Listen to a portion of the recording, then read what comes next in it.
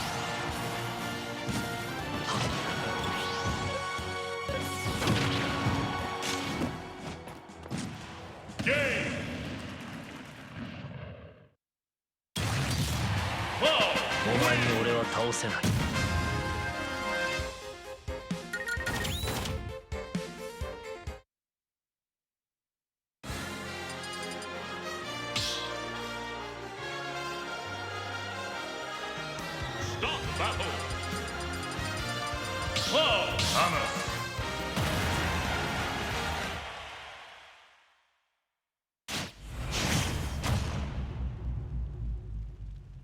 3, 2, 1, go! Stream is up.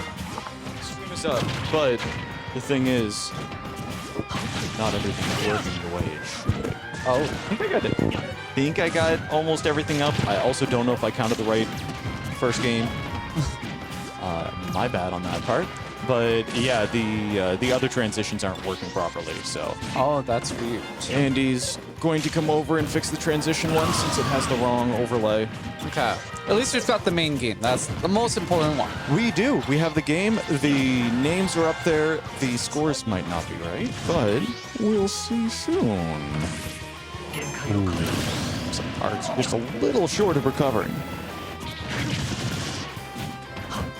Yeah, I know we've got some people from Hammers today. I'm not sure who's who. I'm not sure who the Hammers people are, but so far, Arcs versus Spook seems like they're both doing pretty decent. Like both trading hits a lot. Yeah, it seems to be a pretty even set so far. Pretty even game at the very least. Going for the offstage cross slash.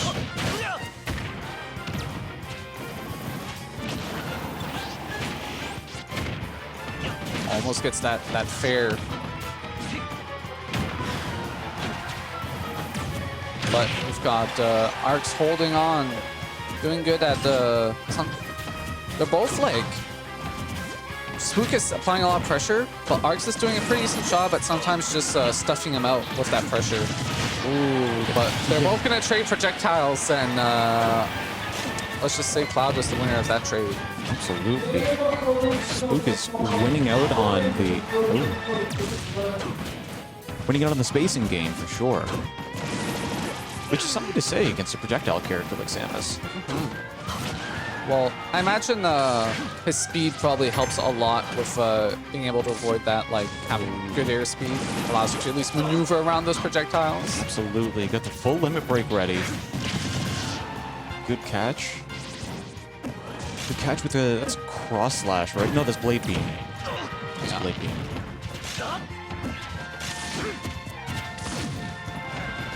Got this air coming out. There are some things that aren't working right yet, but Andy's on his way-ish. Ish. That looked like a... Soon TM. All right. Arcs got the kill. Good catch with the fair. Yeah.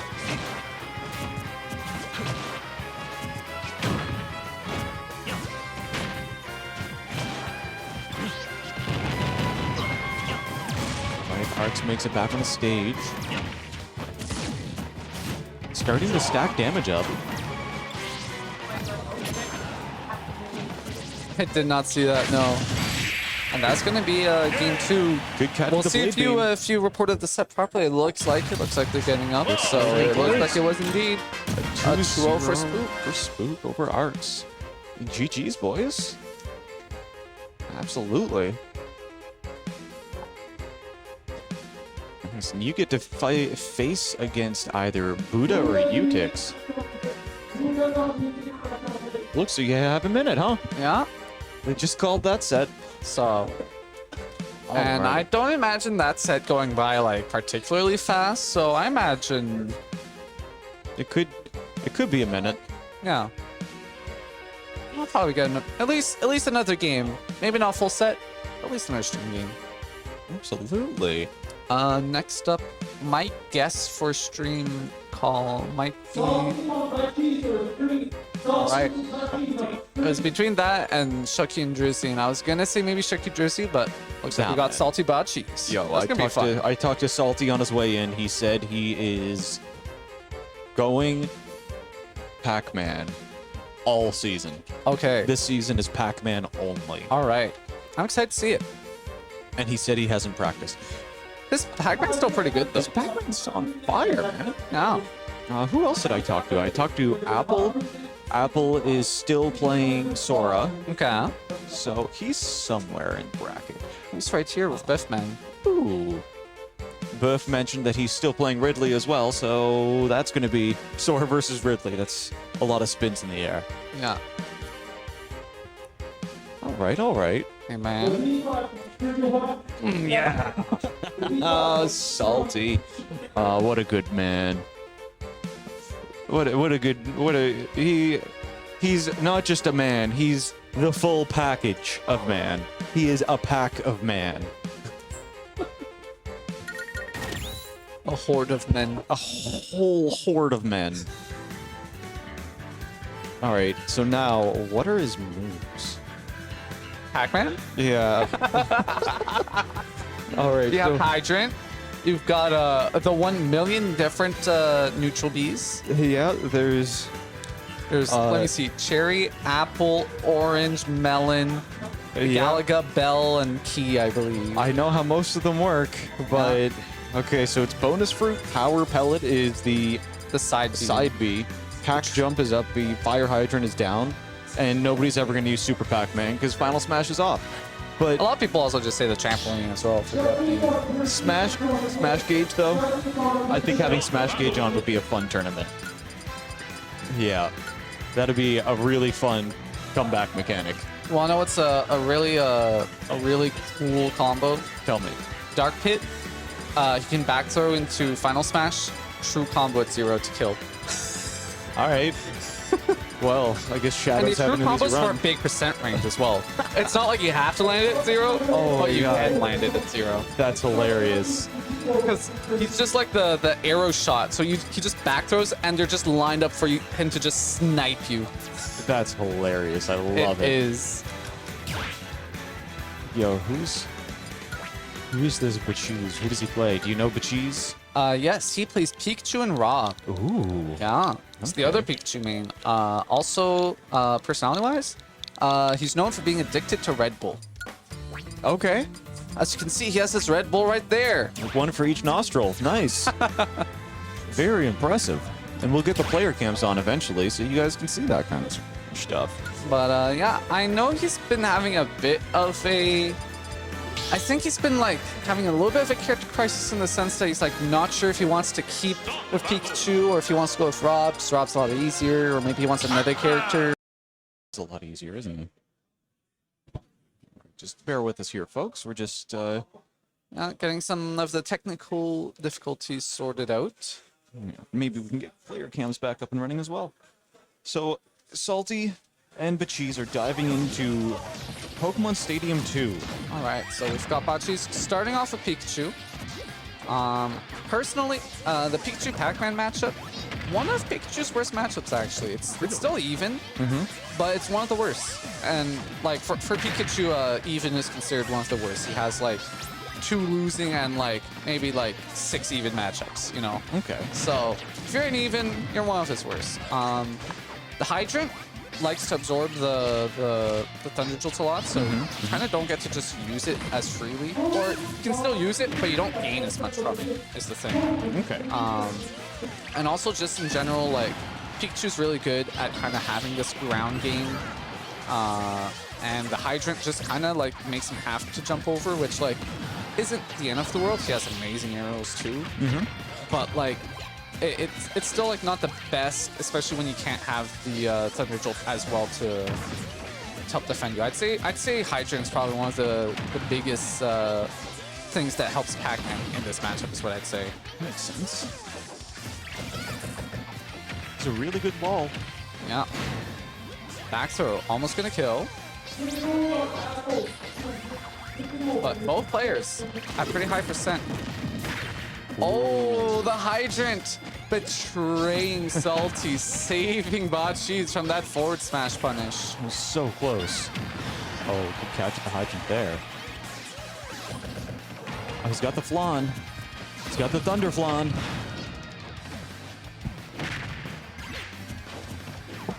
Whoa, with those lights on. Yeah. Oh, there we are.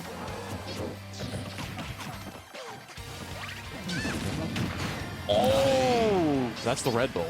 Yeah. Red Bull gave that Hydrant wings. For Charged sure. it just enough that it would destroy the Hydrant, and Salty says, all right. Good catch with the grab. Can we have the Hydrant? you're getting out of here.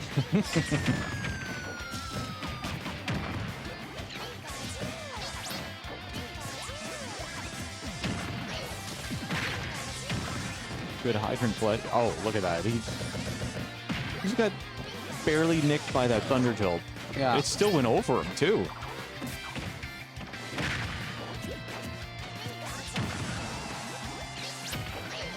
Good catch. Oh, good double catch. Ooh, and then Very, there's very the side B nice. punish. That's the one thing with Pikachu side B. If you've got to use it, try to use it a lot lower. If you use it high, just like that, it's not the hardest thing to punish. Yeah. So you got to try and use it very low to the stage if you are forced to use it, at which point you should be able to make it back with your up B. But, alright. Oh, almost getting the good hit of the Thunder. That was a pretty good combo. Nair into grab into up throw into Thunder.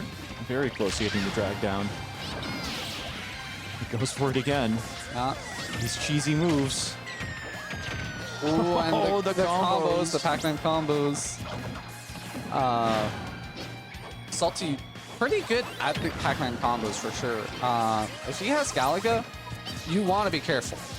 Like, keep an eye out. Then dash attacking the fire hydrant. Yeah, those hydrants, though. Wow, nearly You gotta be 4 minutes careful. into game 1. Yeah.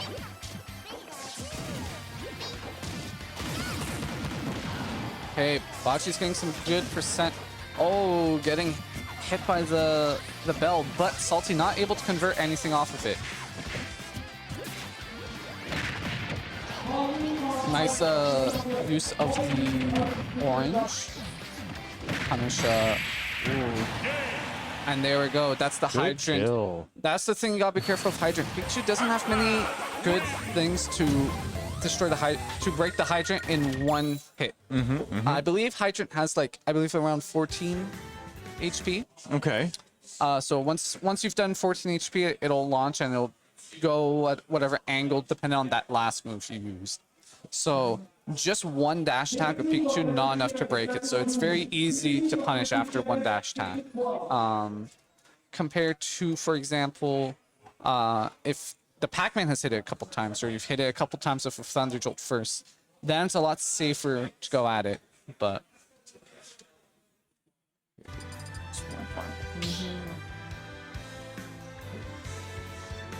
Nice. and we've got the player cam. Pikachu, Pac-Man.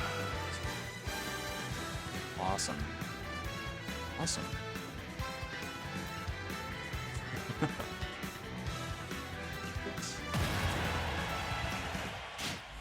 Awesome. Looks good. Thanks so much. All right, thank you, Andy. Andy is a king.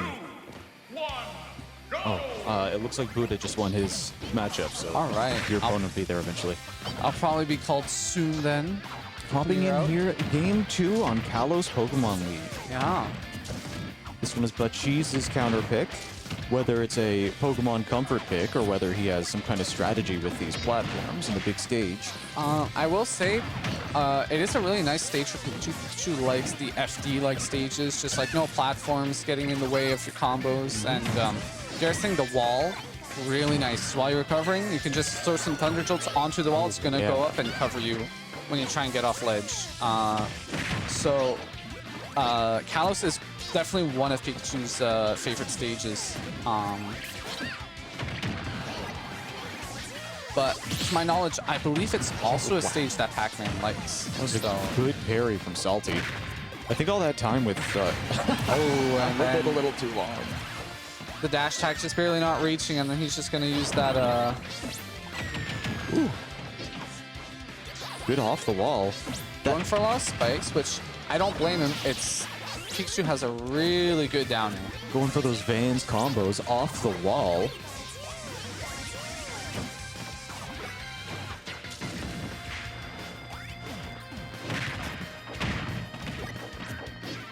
Lots of traded blows here. Right, air to down smash, getting that percent, getting him off stage. We've got Salty finding his way back to center stage, getting his projectiles.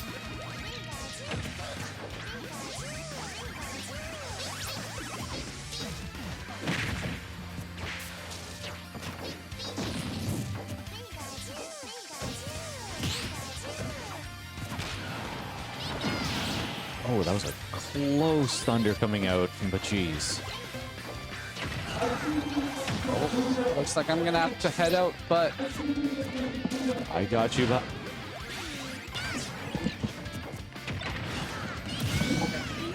soon. Good spike coming out from Bachis here.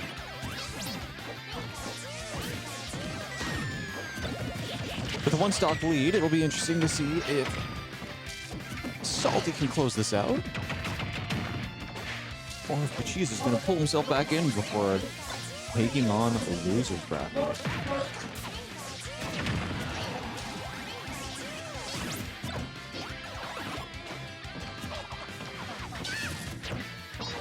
A lot of spaghetti, a lot of whiffs coming out.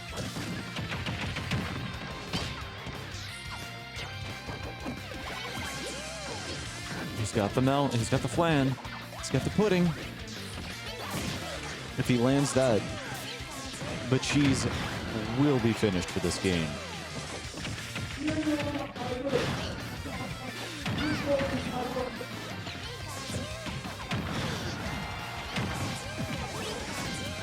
Oh, wow, the up tilt sending it to the left instead of the right.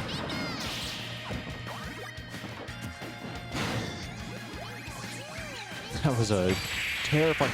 Wow! Wow, the back air throws him into position and the melon slowly floats out to finish off his stock. Meaning Salty moves on to take on the winner of Kazul and Apple, while Bachis heads on down to the loser's side to take on...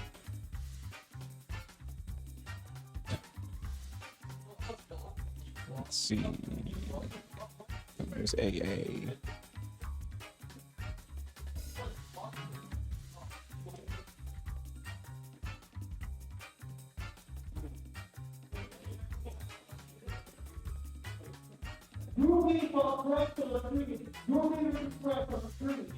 All right, we have... Oh, they just called them. Gooby versus Fresh. All right, all right.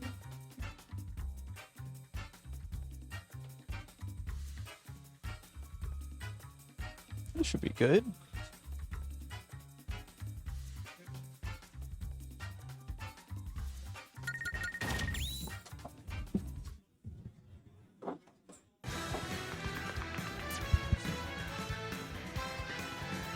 Right, so Gooby versus Fresh.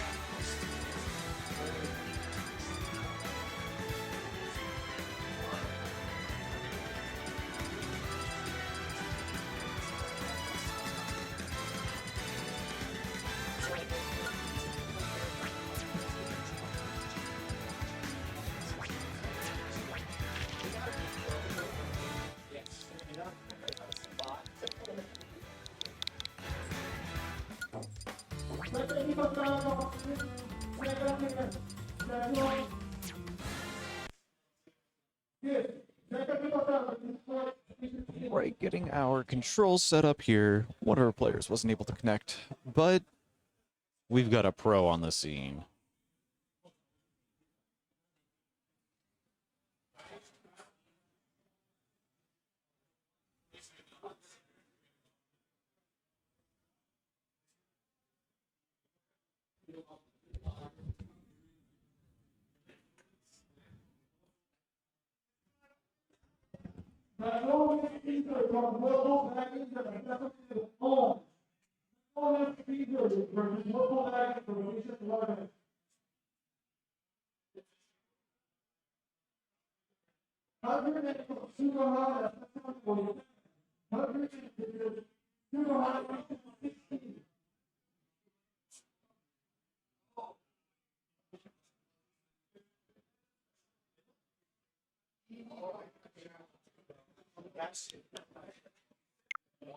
A little transition over here so you can see the players.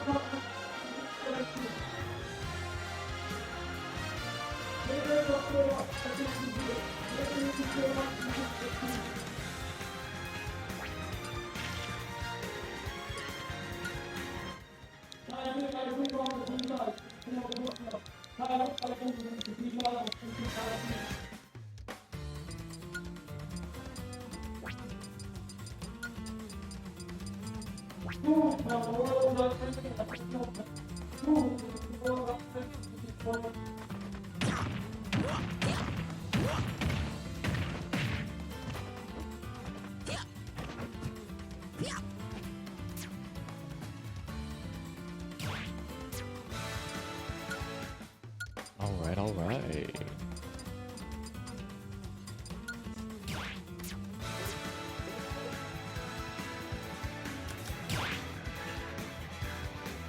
Here we go.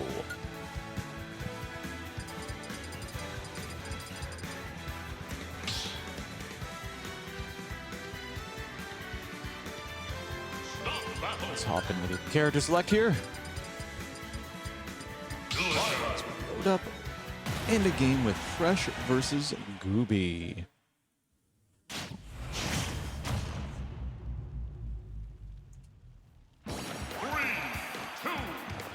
Loading into Pokemon Stadium 2, the Hub Special. As we have Byleth versus Villager, two characters we don't often see here in Moncton.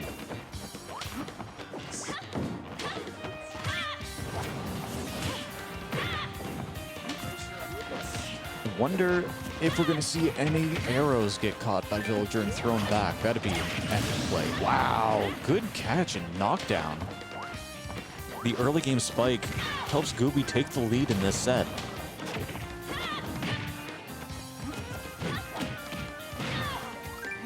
Good quick grab. Some of these gyroid setups, maybe Fresh will be able to get in and get a kill. Violet has a lot of range and pressure though.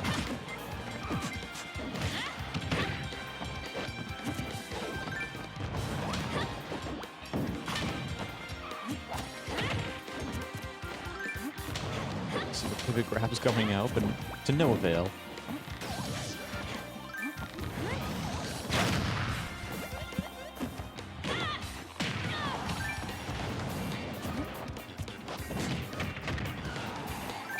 Nice arrow cancel. Ooh. That gyro was perfectly placed to protect against the spike.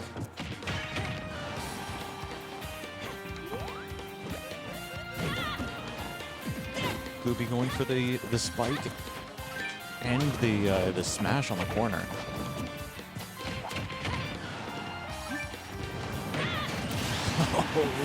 A quick runoff fair takes the kill. Gooby getting a 2-stock lead in game 1.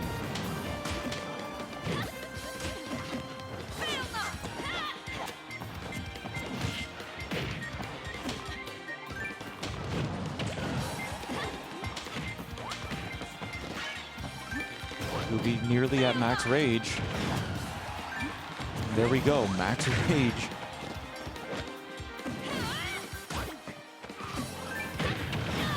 Good recovery. A bit of a mix-up to make it harder for Fresh to get that kill.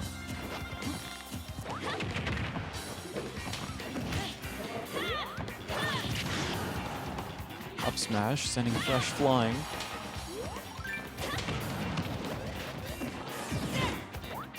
The slim shot and gyroid combo. Give Villager a little bit more space to recover.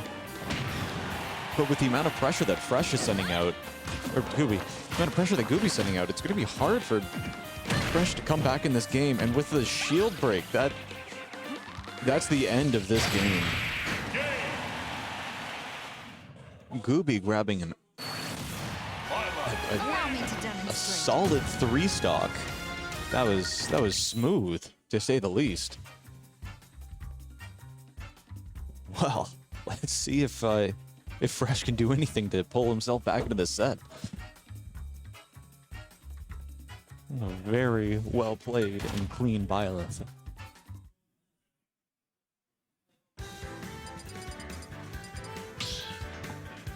Okay, Fresh picks Kalos as the counter pick. He gives a little bit more range. With King DDD as a heavier hitter. Maybe with some bigger hitboxes, Byleth can be taken down. Let's see what Fresh can pull out with D3.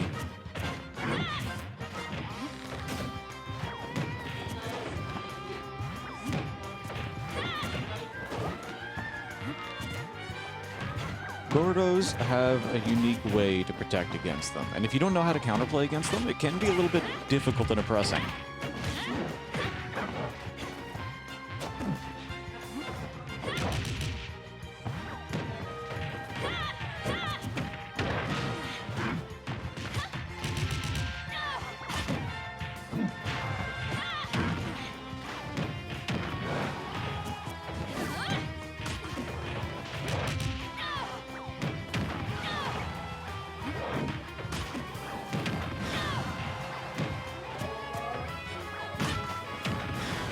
Nearly a minute into this game, and we still don't have a kill. But with these Gordo setups, there's a lot of pressure on ledge for Gooby. He's finally starting to get in, getting a little bit of damage.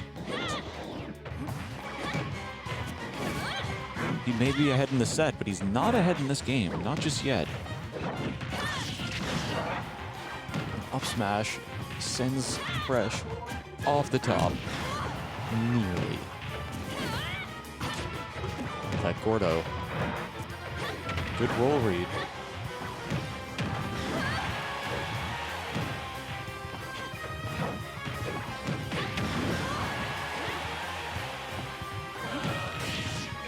Oh, wow. The arrow coming out on that Gordo. Nearly hitting it back into Fresh.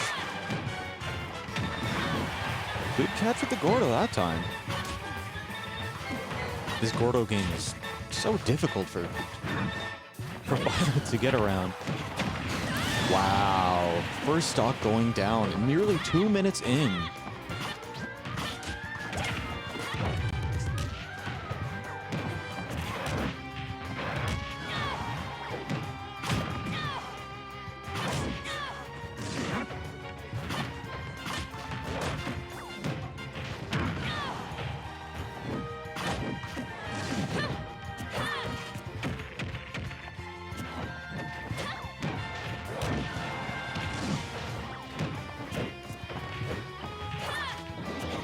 All right, it looks like we're about rounding to stock 2.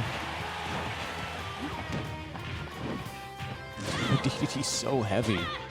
One well-placed bear. Get a stock in for Gooby. But with 100%, nearly 100% damage on the Gooby, it's going to be a little difficult because one well-placed aerial, one well-placed Gordo coming out from Fresh. That's nearly 40 damage with a Gordo and a tilt. Wow. The way the damage is stacking, the top of this screen does not look like Kalos.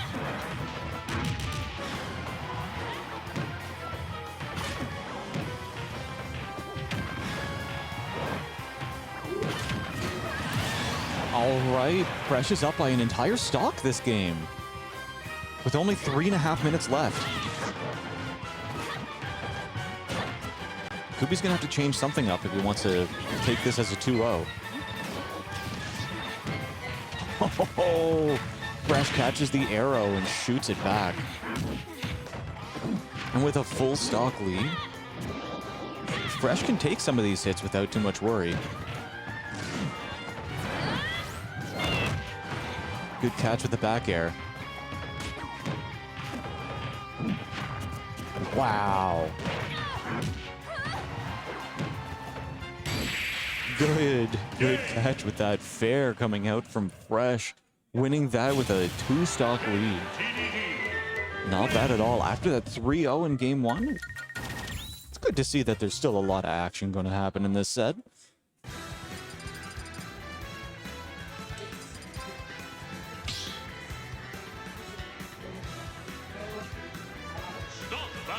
Who is Fresh? Is he a Moncton Sleeper King?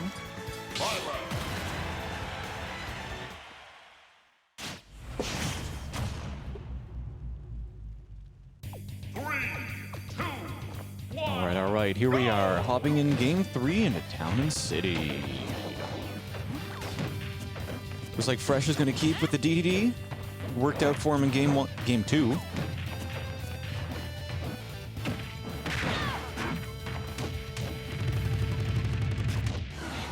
Rapid jab. adding up nearly to 40%.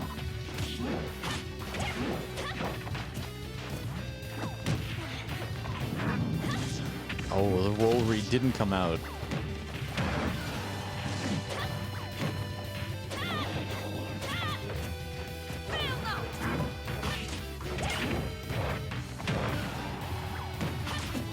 Wow, those Gordos are really, really controlling this set.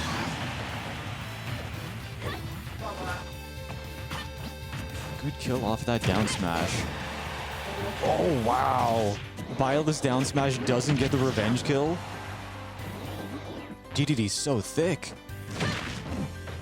Ooh. The iframes coming out from the up B, saving Fresh in this versus the down air spike coming from Gooby. Good catch with that fair coming out from Gooby.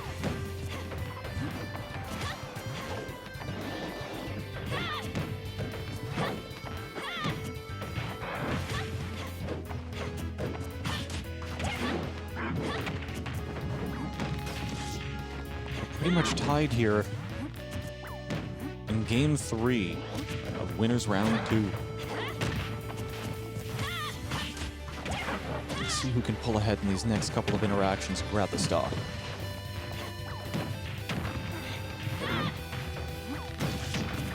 Oh, the Gordo getting knocked back by the arrow. Fresh reading the proper timing on the arrow dodge with his roll.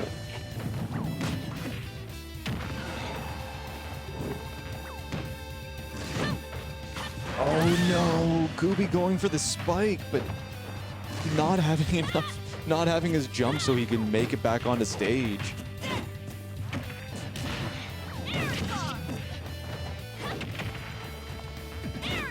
All right, the weird angle on the Nair sending Fresh off stage.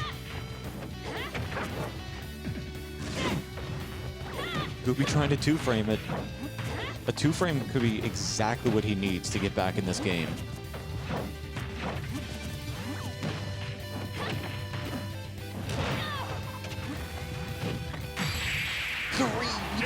Wow, GG's. Fresh taking that in a set 2-1 over Gooby. One of the few DDD players in our area. That was fun to watch. It was fun to watch. Hell yeah.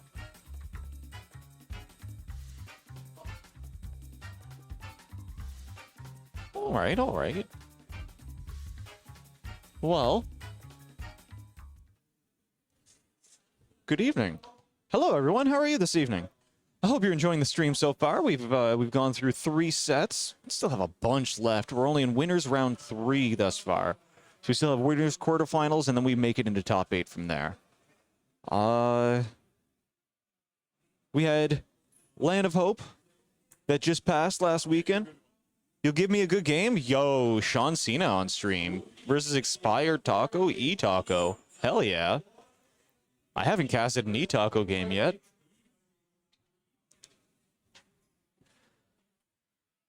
I hope you enjoy the stream. And the shout outs to Red Bull. Thanks for the drinks, Red Bull. You're awesome. I don't know what they're doing over there, but I'll throw the players back on a frame for you. ShaaaawnCena versus E-Taco. The bald and the beautiful.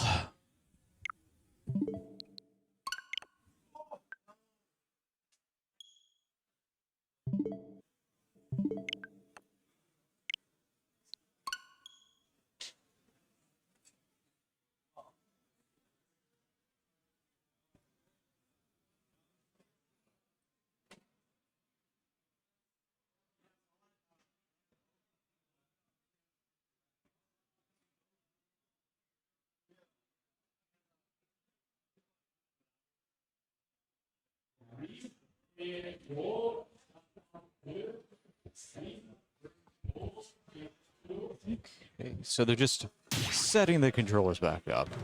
We'll be on there in a moment. Hello, Middnights. Who's fresh? Who is Fresh? Do you know who Fresh is? The renowned DDD player? I haven't seen him in years. But I also don't know who he is. So... Well, we lost them, so... Let's go Middnights. Oh, what's going on? I just left and went back. That's Yeah. weird. Kids these days. Seat filler. I like it. Well, I didn't know who else to put in the seat other than a filler. I like it. All right, Ike versus DK. Oh, yeah, in the let's do Donkey that. Not Kong. this one. This one. I mean, this is obviously Ike's favorite because of the sword, but we'll see how Expired Taco does in this matchup. It's off to a great start.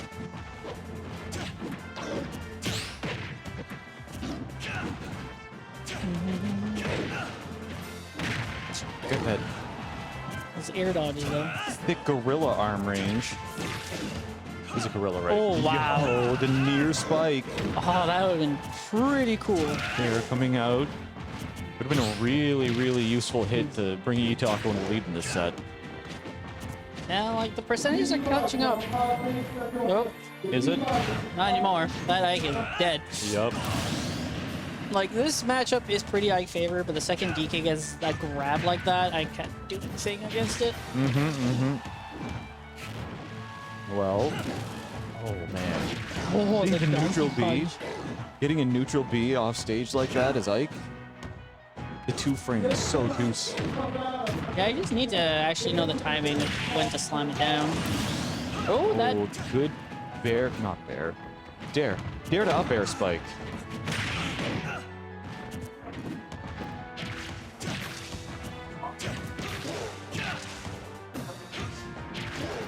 There you go. There we go. Got the right characters now. I like Ike. Yeah, Do you prefer Crom? I prefer none. What? But you're a sortie. I'm not just a sortie. I don't know. Ike's sword is so big. Ike is a big sword. Ragnall is the coolest of all the Fire Emblem swords. Sean opting to go for these up the edge guard instead of the neutral B at ledge. Yeah, it's not working out for him. It's really not. Well, almost could have dragged down. It's almost, yeah. Counter? No. Well, Oh, wow, the mash. The mad mash. Right, Taco trying to punish the early get up. Okay, nice recovery. Wow. That was almost a double KO.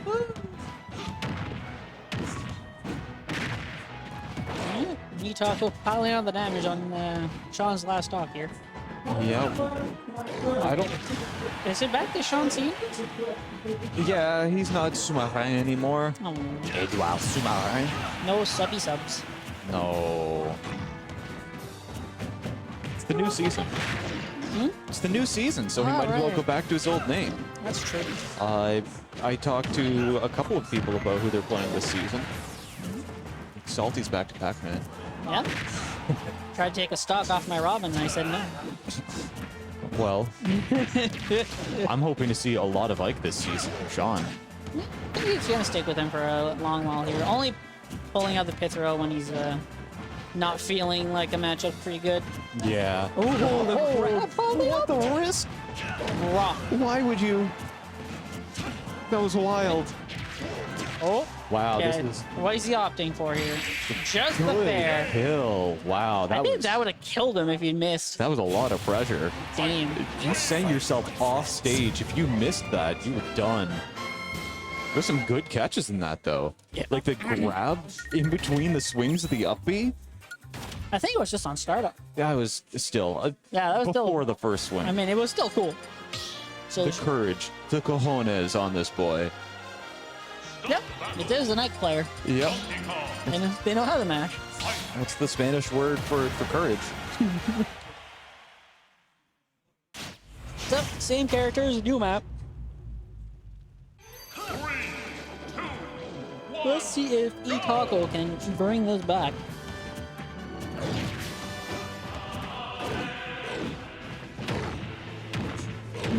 Oh, back airs, back airs. Oh wow, that monkey slap that goes Yeah. down. That's a down B, right? Yeah, that could easily spike the Ike up B. I think just down air would probably be better. But that's the thing why Ike never recovers with up B. It's so easily spikeable. Ooh, the side B to up smash will take the first stock against Sean here. That was a nice combo. Don't need to exploit the recovery if you throw them off the top. True. Can't recover from there. Huh? I think maybe the timing is the second you see him do spinning Kong, you let it go. I think that might be the timing. But it's so hard. There's the spike. Damn, he went down so fast. That was a juicy spike. Yeah? That kick just kicks from behind. I get the feeling we're gonna see at least one more spike. Yeah, I mean, these are two very spiky characters. Just goes for the fair game. Ow. Okay. Well, He just dead. what happened there? I think he lost his jump. Goes for the up throw. I think maybe just going for a forward throw in that situation would be better. I know he's trying to look for like the. Ooh. Oh, Damn. that was Okay. a good And donkey Tilt still punch. takes that. Down to last stock for each of their players here. Last stock damage is basically even. Yeah. Yeah, there you go. Good hits. Phantom footstool, sort of. Not really. Brain. Wow, the Nair to Fair pulling him from underneath the stage. That would have been a shield break, I think. Good old back airs. I Okay. think you give it charge a donkey punch and just let it rip on that Ike up B. You could. You can also parry it and grab him out of it, can't you? Maybe, but I don't think Itaco knows that. There it is. There's the slap. Itaku taking game 2. This set is even. We have ourselves a video game. We do have ourselves a video game, indeed. DK would let it rip with his stinky butt.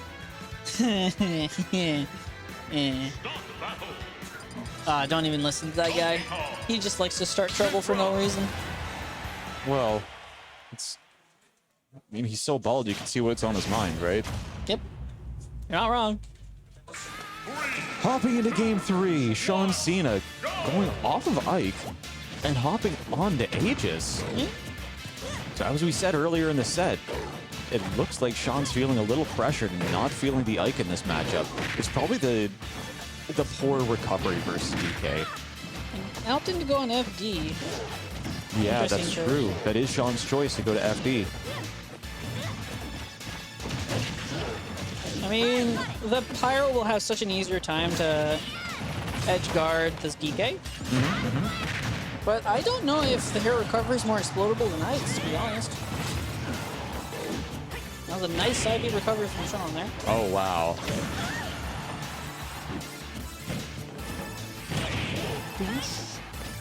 Up next on stream, we have Sherlock versus Gaze. Ooh, oh, that nice juicy back air. Good air.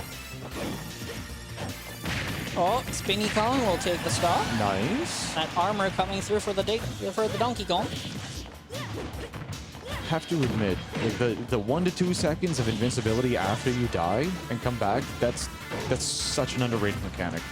Yes, but it also puts people into the mindset that they can just run towards the opponent every single time. And if you can take advantage of that 2-second mind game, it can. Oh no! Footstool! Taco. Unfortunate. Every time somebody can mash this out of that, because you're mashing jump at the same time. And when you mash jump that close, you just get the full stool for free. Ooh, almost got the spike too. Ooh. Okay. Like, Itaco's not out of this just yet. He has more than enough for a kill. Yeah, just a grab will kill him. I don't think he'll mash off a grab kill. Like, Itaco definitely biding his time. very smart. However, he misses the grab. Good call from Itaco to read Oh. the grab. Oh, Sean's That- reading all these grab. Like, obviously, he's going to go for the grab. Check. Read? Great forward air. Jump read. Okay, goes back on the mid throw at this high percent. Okay, nice IB. Like, Itaco will need to get some cheese if he wants to win this. Okay, nice start to some cheese. Cheese? No? Wow. His pivot grab is so fun. That'll take it. Good catch at the Oh end. god, that ShaaaawnCena was so close at the end though. certainly was. ShaaaawnCena winning this set 2-1 over Itaco. Sean is a... Itaco would have probably won that if he did not get that unfortunate footstool. I don't care what Sean says, that was not intentional. Well, That's just the jump mash out of DK grab that everybody does. Like, even I did that, and I know it wasn't an unintentional. I know it was not intentional. so we have Sherlock versus Kaze on stream next. And then you're up against either Moli or Naruto. Yeah. And while that's going down, I'm gonna BRB. This one's me. No, it's not. That one's you.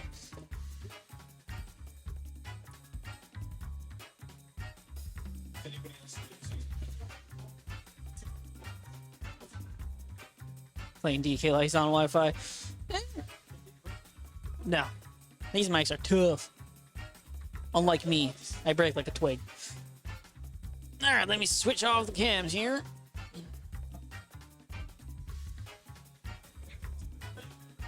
I mean, if you were playing DK on Wi-Fi, you'd go for more like grab and just spike on stage, or like go off stage and just spike on stage. Most people don't expect the tech online.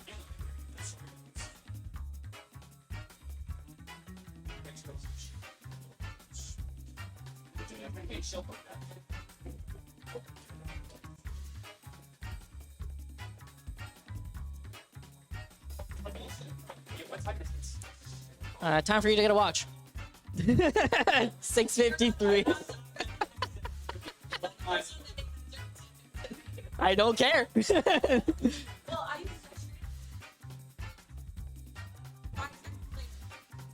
I haven't been paying attention.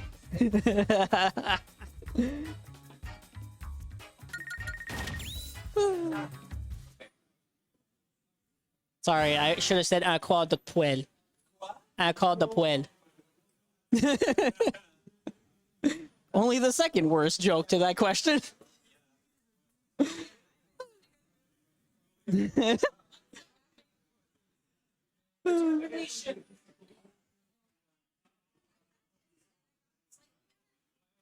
That's how you do it.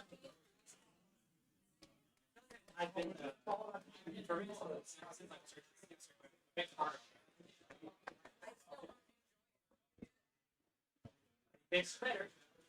It's much better.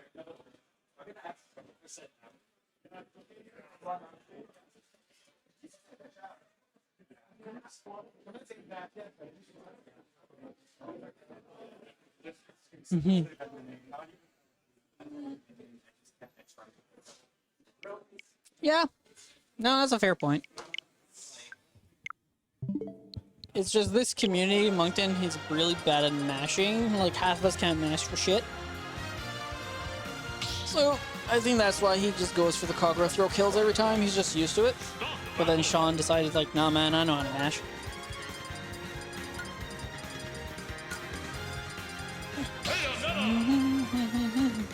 Bayonetta. Okay. Versus the Inkling. Okay. This is a matchup we don't see. It is not. Actually, I'm going to take a small break. I'm going to go look at Moli and Naruto's set. I might be back later. Yo, Enjoy. quick random side note. Did I tell you that I got invited to a Brazilian? Yes. Yeah, oh my god. Yes, you did. It's, Yes.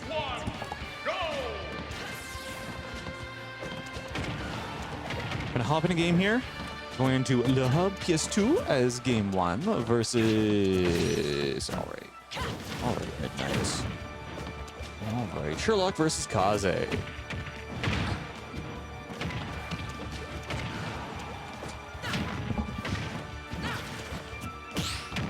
All right, there we go, there we go. No, I got it. I play Final Fantasy 14. I got invited to a Brazilian guild because the random name that I picked turned out to be something in Portuguese or something. So it's a good time. All right, so we have Kaze on Inkling versus... Wait, why did the scores not reset? Versus Sherlock on Bayonetta. Alright, I have to fix a couple of things here.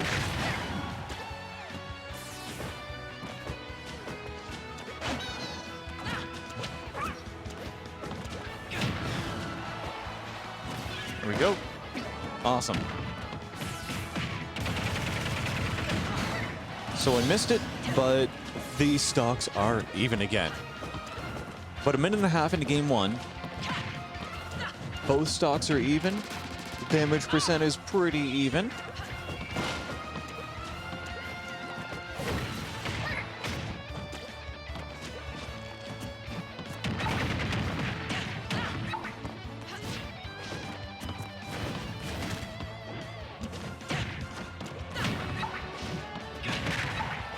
I know Kaze's only been practicing a little bit of Inkling.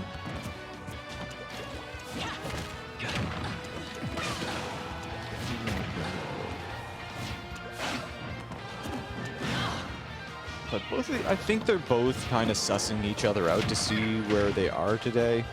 I know Kaze was using a bit of Banjo earlier, so it's possible that in game 2, both of them swap off who they're using now.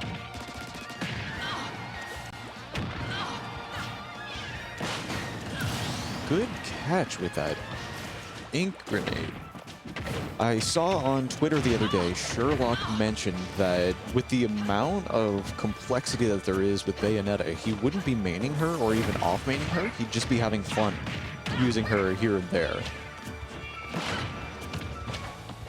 Maybe even just as a matchup check every once in a while. But with the amount of complexity to her, it's a little too difficult unless you main her and play her every day. Oh, good catch with the side smash from Sherlock.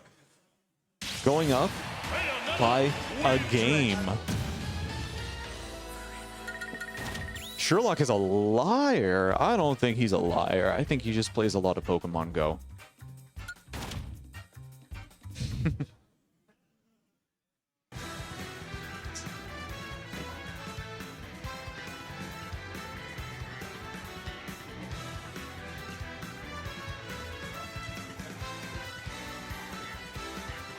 Sherlock's not a liar. He just forgot which language he made the promise in. And then when he translates it, it's a different piece of information.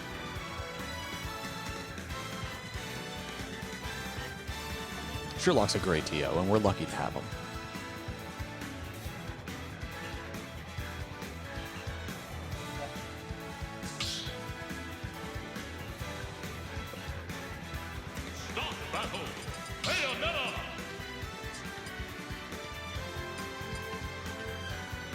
Okay, here we go, about to hop into game 2.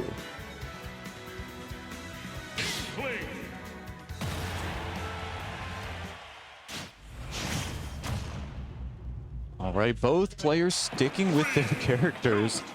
Are we still? We're still on winner's side, so they both have, they both can do whatever they want. They got a lot of space to mess around.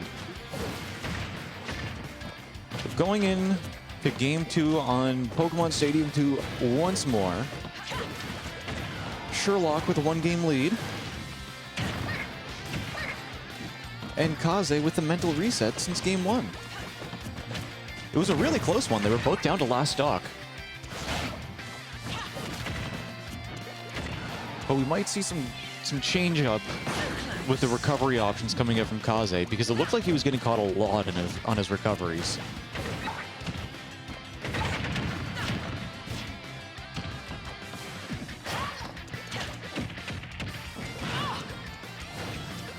tilt dodge from Kaze there. Oh, the grenade setting Sherlock back mid-stage.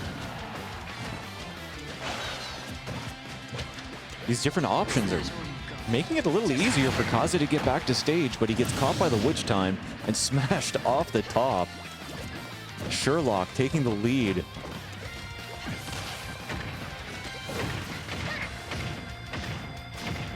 That was a really slick combo coming out from Sherlock. A quick 35%.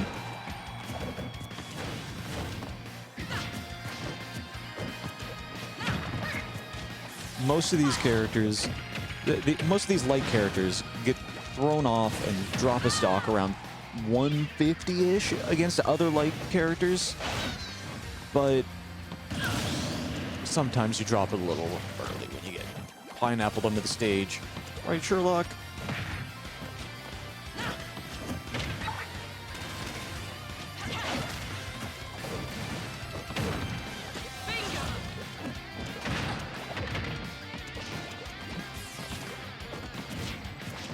Kaze in the lead by about... Oh, sorry, no. Sherlock's in the lead by about 70%.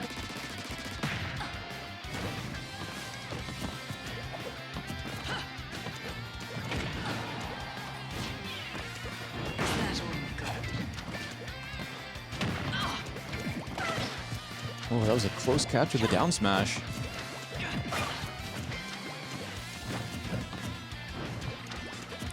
Witch time not amounting to anything there.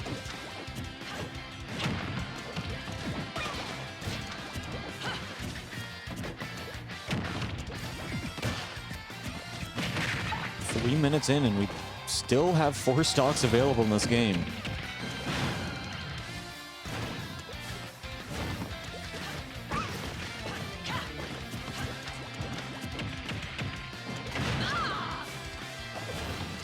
Grab not really amounting to anything. I mean, with both of these light characters, it's hard to really combo anything at this high of a percent.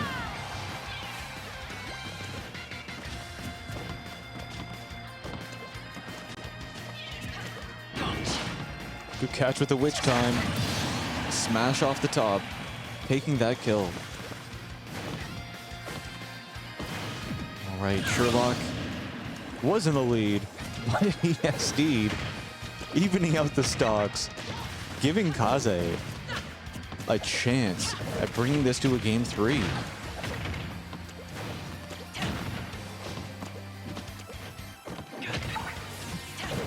Inkling versus Bayonetta. What a match. What a noodle fight.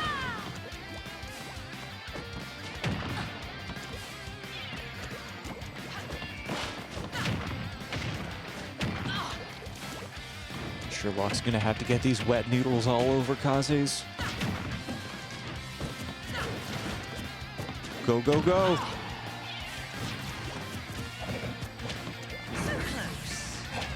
Kaze gets caught with the witch time.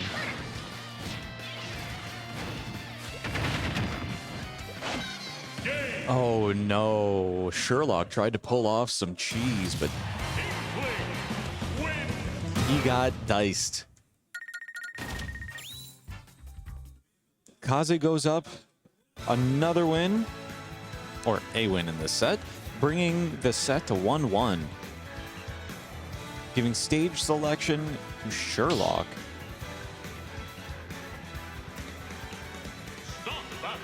These two are having fun with their characters. They're probably just going to keep running it back.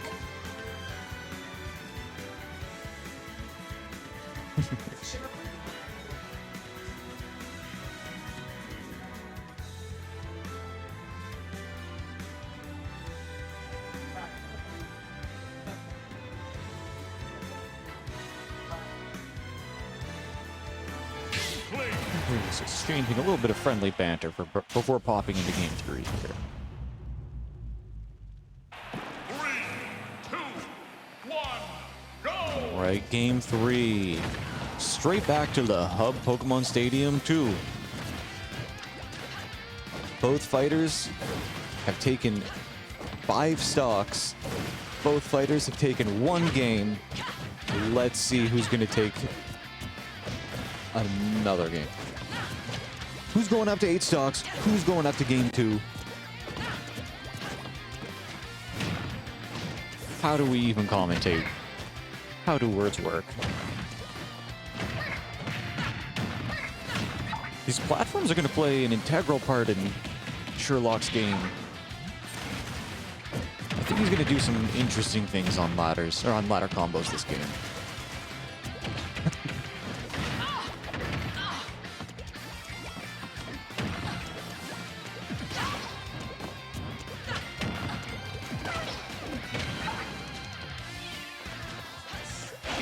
Sherlock taking stage control.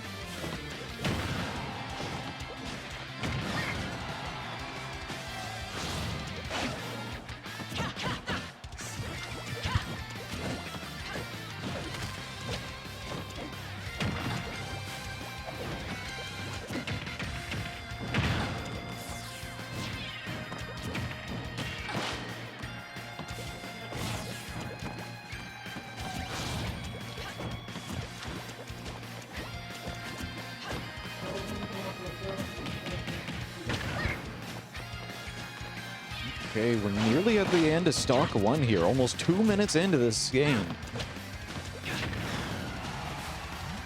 The dash attack.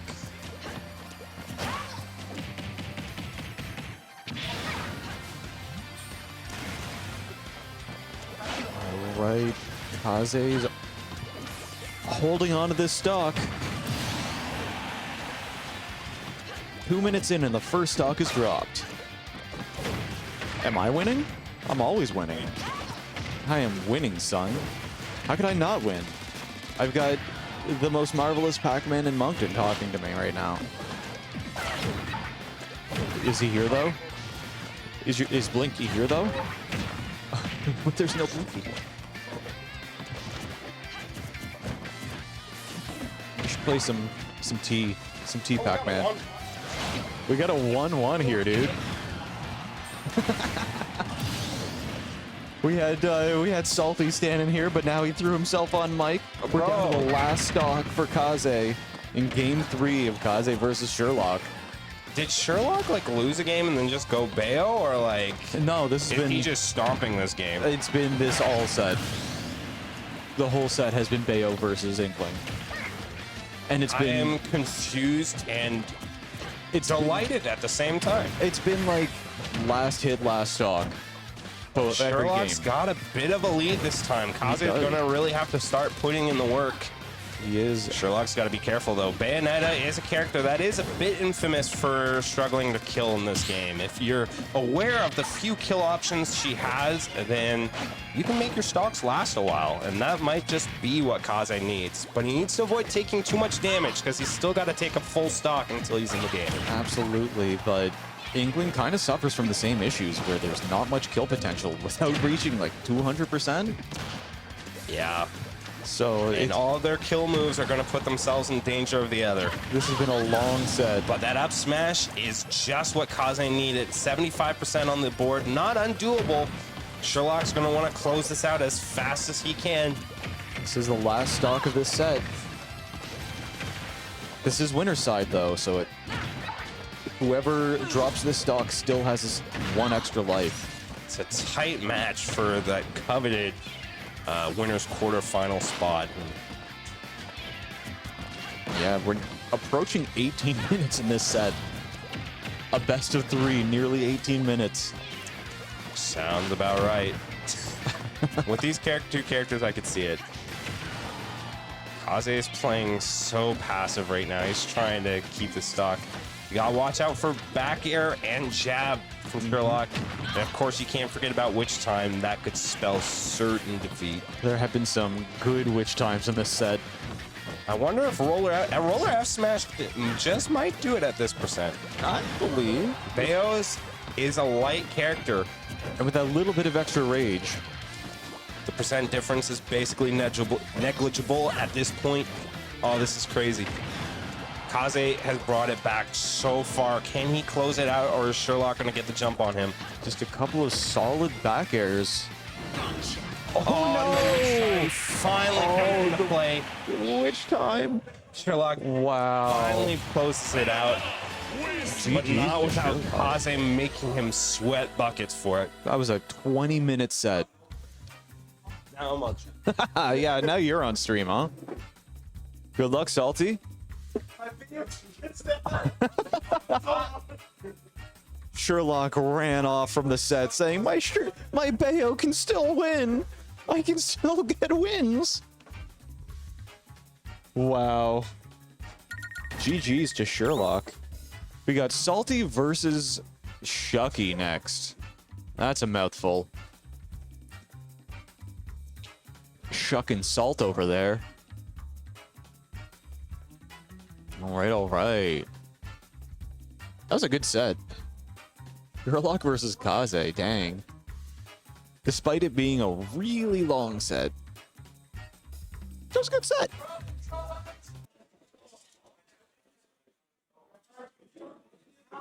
All right, so we're just doing a quick reset of controllers here. You know how it be.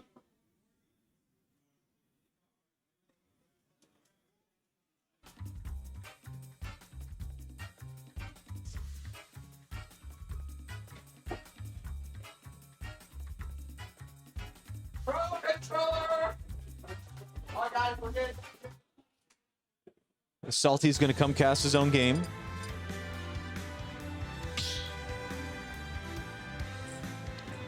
All right, Shuck3y calls out La Hub Stadium, even though, for those of you who are in the know, or who aren't in the know, I guess, he is a little bit colorblind, so the greens show up as not green.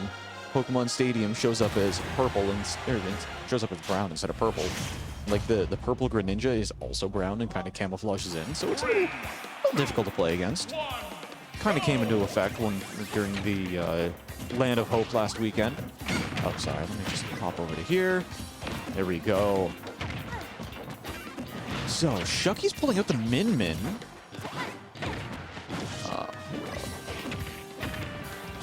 Shuck3y's pulling out the Min this game.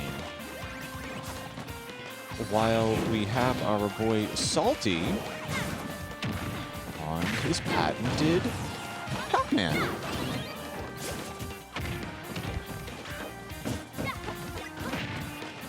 Salty mentioned that he's going to be going purely Pac-Man this season. So for the next, I believe it's 6 weeks, he's only going to be going Pac-Man. Oh, good kill coming out from Shuck3y. Completely ignoring the hydrant there. But the amount of range that Min has is going to be really hard to use that hydrant. If you don't do like exactly enough damage in your hits, she's going to knock it right back at you. Good catch for Salty with the power fruit. Melon coming out, nearly snatches that kill. Oh, Min is very easy to gimp in the air, though.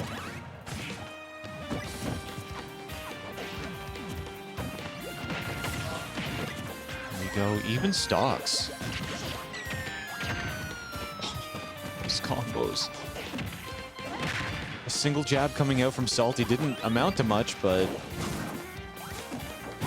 it works.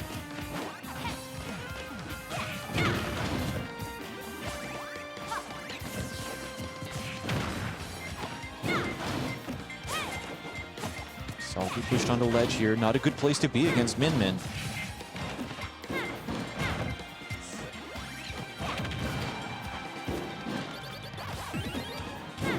Although, out of these two characters, Pac-Man does have a much better recovery. Oh no! The reflector from Min coming out knocks the hydrant back up and takes out Salty's second stock. An unfortunate interaction. And hopefully he won't be making that mistake again.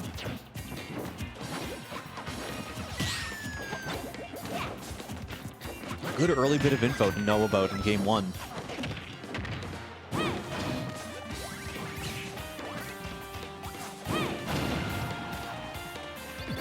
Salty's having a hard time staying on stage now. that smash could have spelled another stock off of Shuck3y. Salty's still in this.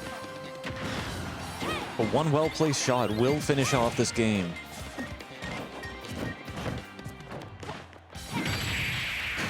Good catch with the nair. I think that was a nair. Shuck3y going up by a stock in this, by a game already. You're not Little Mac, you're Pac-Man. Sweet beans. Alright. Okay, alright. A little bit more Pac-Man versus Min going into game 2.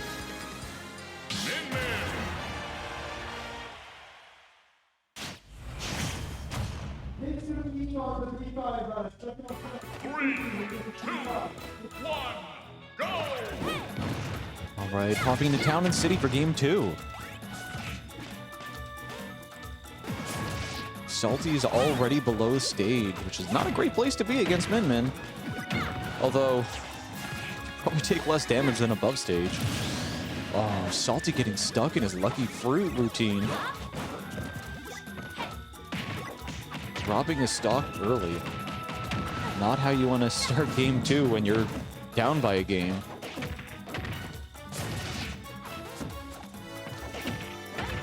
Shuck3y taking full advantage of these extendo arms to push Salty off stage and try to get a 2-stock lead.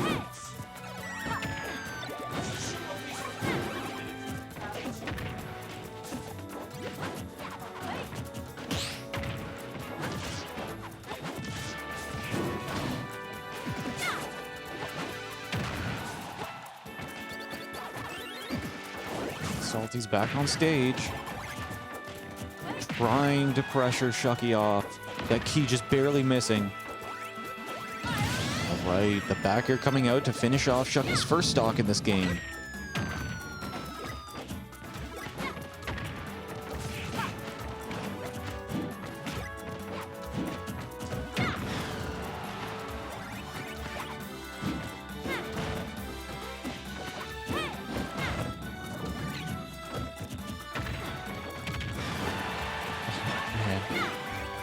Just a slight little tap nearly sends Salty off stage. Off screen. There we go. Salty dropping his second stock. Shuck3y's ahead by one. Oh man, these hydrants are not very good for the defense.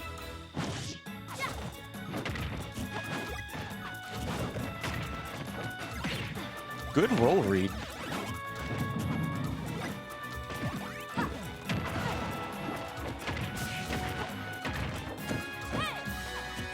Wow.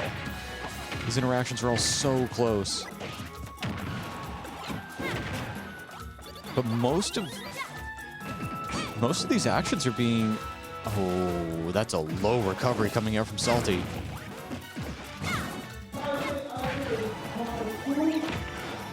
Good catch with the melon. With the peach? I think that's a peach. Alright, Shuck3y dropping down to his last stock in game 2. This is kind of even. There's like a 75% advantage for Shuck3y, but that could be 2 easy strings coming out from Salty.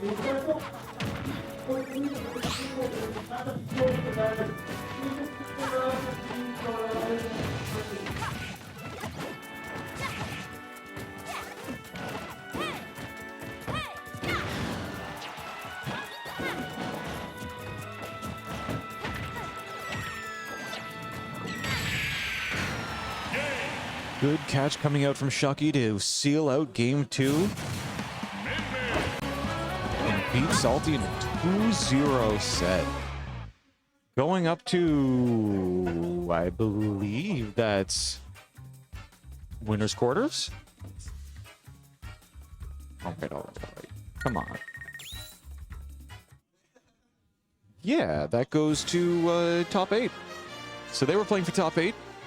Shuck3y makes it into top 8. Salty still has a chance for it in loser's side. No worries if you're a Salty fan. No worries if you're a Pac fan. Next up.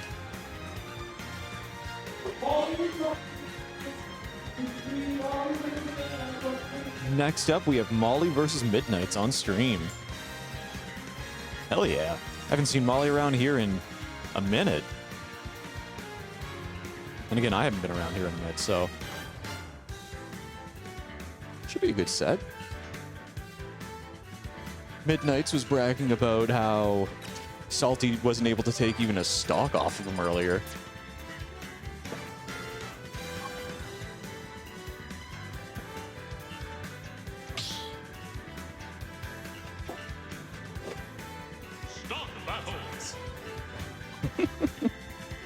Molly Pog for sure, bro.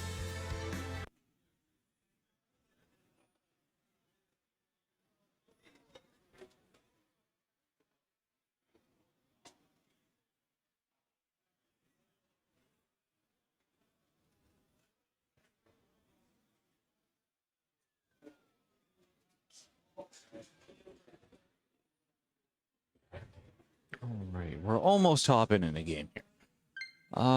Let's hit this so y'all can see your favorite players. We got Middnights on the right, we got Mr. Chair in the back, we got Moli on the left.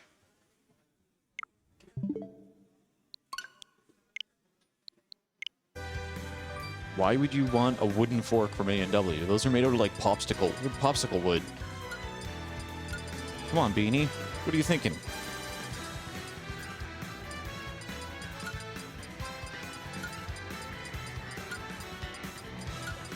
And this is for top 8. Moli hasn't played on this setup yet, so he's gonna have to add his name.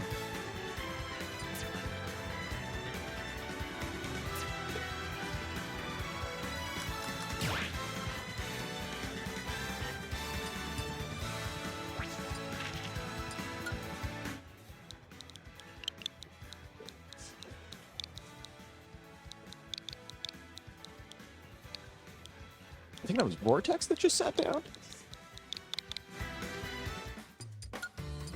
Nice, we got some people here watching this set. I heard Sherlock say he wanted to go and watch a set or two, so.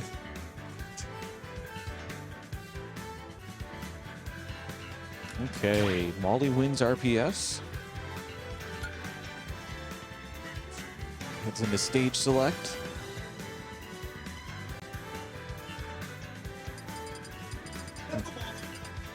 Moli's got support from everyone. Hell yeah. You gotta carry, if you go to the dollar store, you can pick up like a 200 pack of plastic forks for just like a couple of dollars and then just keep it with you in your car or whatever. And then you can always have a plastic one. Cause like, okay, all of those fast food chains are switching to their popsicle sticks. And they're not tasty. They just take away from the flavor of your food. Well...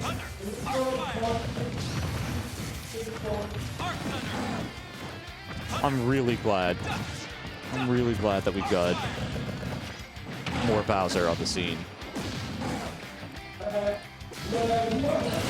It sure does.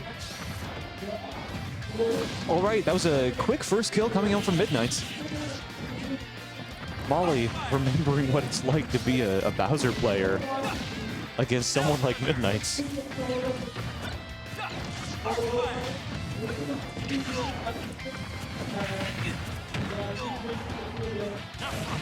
Oh, the Nosferatu just barely outranging that tilt.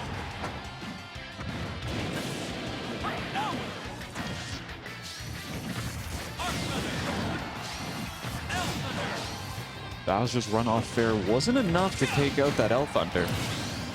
A down smash coming out with Levin's sword finishes off Moli's second stock.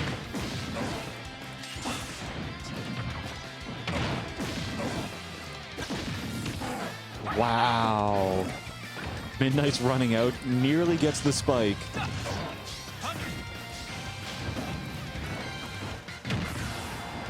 Good roll onto stage coming out from Moli. Oh, nearly gets the 2-frame.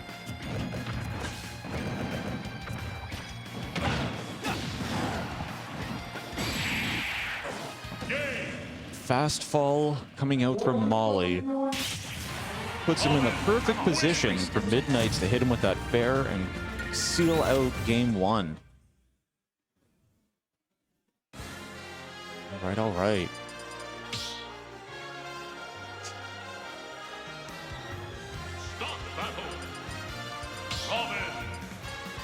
Stage selection is still in Moli's favor. We'll see if he can pull it back in this game too. That game 1 was pretty fast, pretty oppressive. There was a lot of suppressive fire coming out from Middnights in that game. It was super difficult for Moli to get in. But it looks like he's taking us to Kalos Pokemon League. Gives us a little bit more space, so maybe we can pull off some of these combos. Bowser is a heavier character, so he should be able to survive with these wider blast zone. Though, with the way that Middnights plays, I doubt he'd be surviving for that much longer, but what's up, Beach Boy? not much. Waiting for Ice to play melee still. That's not where you want to be if you're Bowser. You don't want to be off stage Definitely. against a Robin. I feel like I've seen way too much Robin today. I lost to a Robin. Was it an amiibo? No. Was not a $13 toy. Moli nearly lost his stock there because he tried to tech that. And I think he dodged off.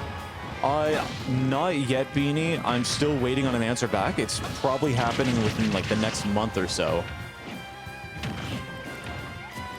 But I sure hope so. It's gonna be Tetris is a fun game to commentate.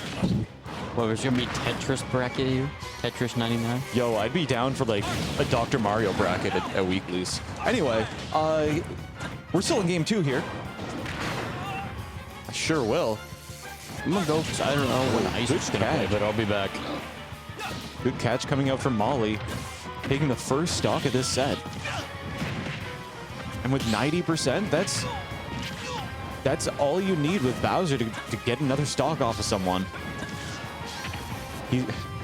With Middnights at 60, all Moli needs is one good stray hit. Good catch with the side B, the command grab, putting Middnights into an awkward position.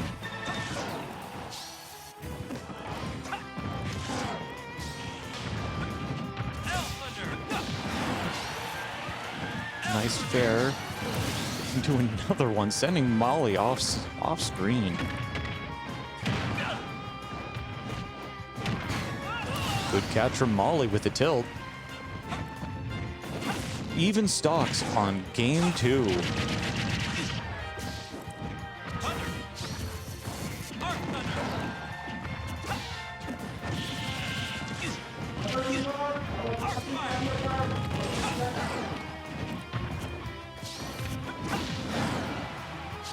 I'd say they're nearly even on damage at this point.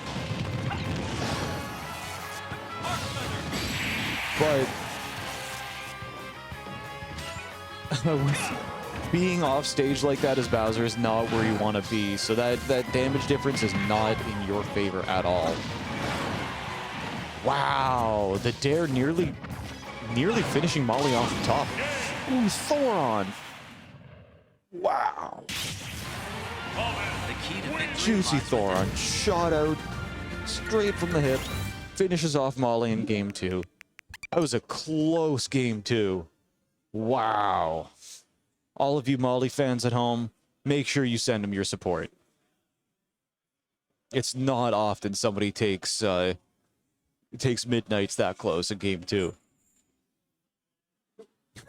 Bronze up smash. Hello, fellow Moli fans. We have ShaaaawnCena versus Icy next on stream. How's it going, everyone? I hope you're enjoying your evening. We got we still have another couple of hours, another hour. Yeah, I think we have like another 2 hours left to Smash. We're about to break into top 8. ShaaaawnCena versus IcyPhoenix. It looks like Captain Clutch is fighting Sherlock. Narado versus Big P. A lot of really good sets. It sure is. How you doing?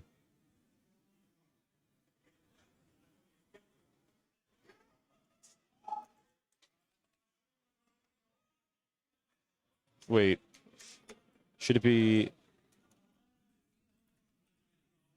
like that? Fill seat?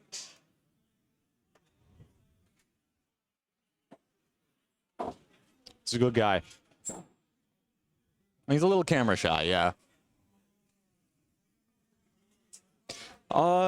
Anyway, it looks like Icy and Sean are sitting down ready to play. I don't need to be on camera anymore.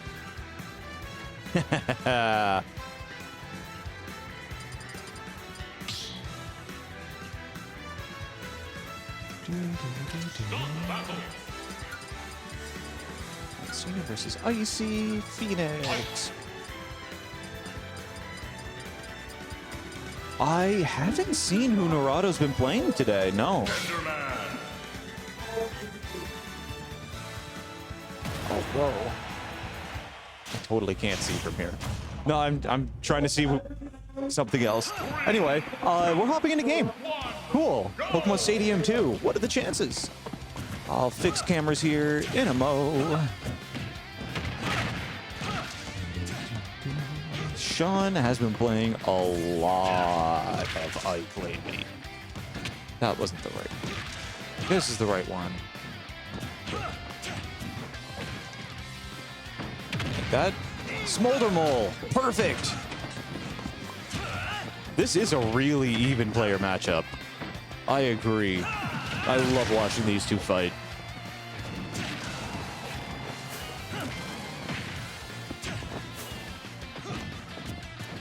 There we go. Everything's set up properly. And I'll move the camera just a little bit so you can see the rest of Steve's materials. Excuse me. All right, Sean grabbing stock 1. I think this is going to be a good set. We got Middnights sitting in the back. How could it not be good with Middnights around?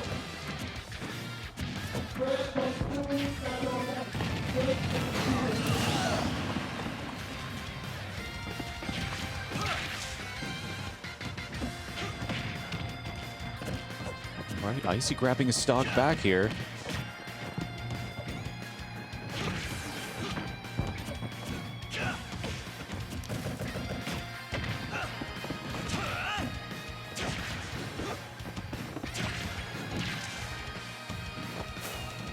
Got Smolder Mole on Stone right now, I believe.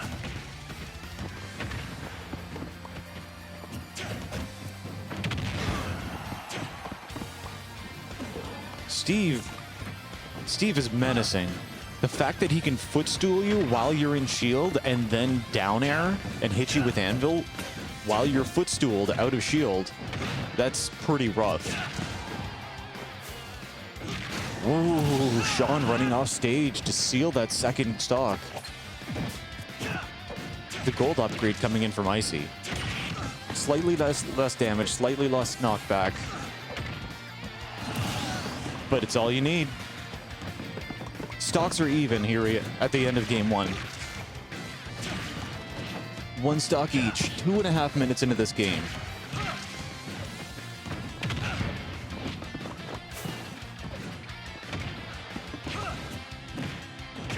Icy still rocking the gold upgrade. Oh, drops shield and gets caught with the back air. Sean going up in game 1. Fight for my friends.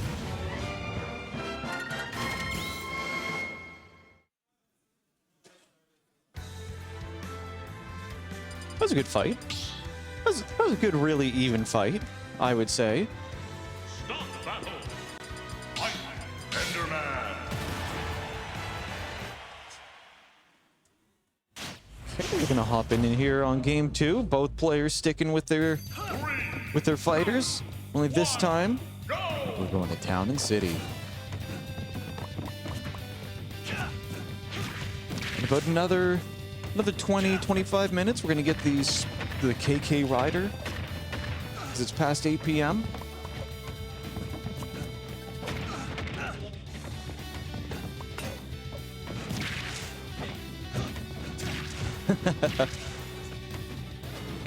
I haven't heard Hero Brian in years.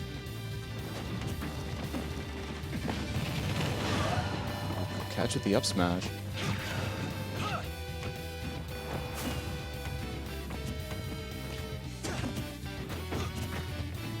Icy's trying to get back to center stage, but Sean's pressuring him so much with those back airs. Good catch with the landing bear. Sean is always winning, son.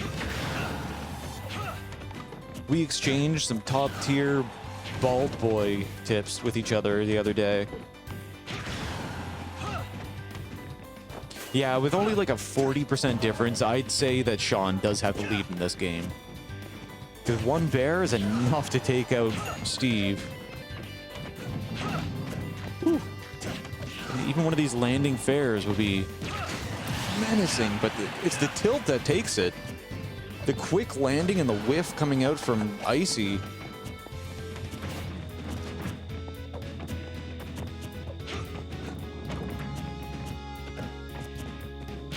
That diamond pickaxe does so much damage to the shield. Is Sean going to be able to move around this and outlast the pickaxe? Good catch at the grab. Nearly sending Sean to the blast zone. Whoa, no, the dirt blocking the recovery.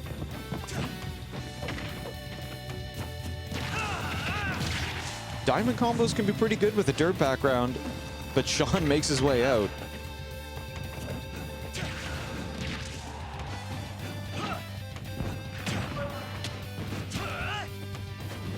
Gone back to center stage.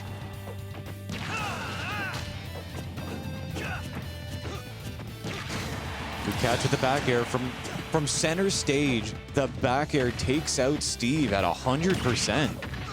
Wow. Ike's killing power is intense.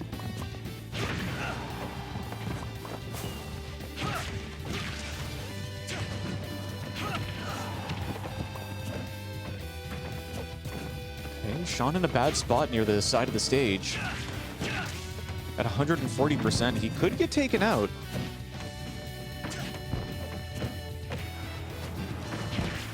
But it looks like Icy's struggling to find the kill.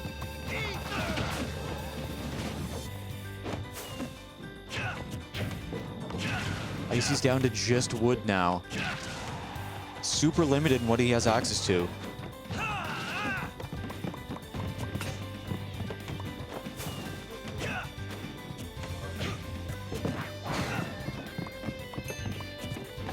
Almost taking this kill. Icy upgrading to diamond. Should have enough to take this stock. Sean dropping down to the last stock of this game. Is Icy going to be able to take it? Is he going to bring this to game 3? The back air from Sean sealing this off in a 2-1 advantage over IcyPhoenix. GG's, boys. That was a real even matchup. It was really good. Very nice.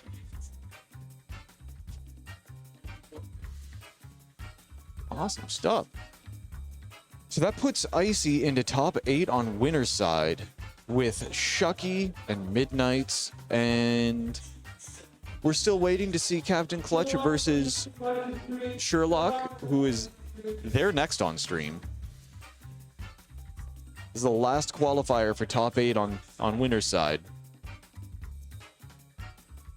Getting a little bit more organization this week. It looks like we got all 4 of all 4 of them on stream. We had Shuck3y versus Salty. We had ShaaaawnCena versus IcyPhoenix. Middnights versus Moli. And now we're going to get Captain Clutch versus Sherlock.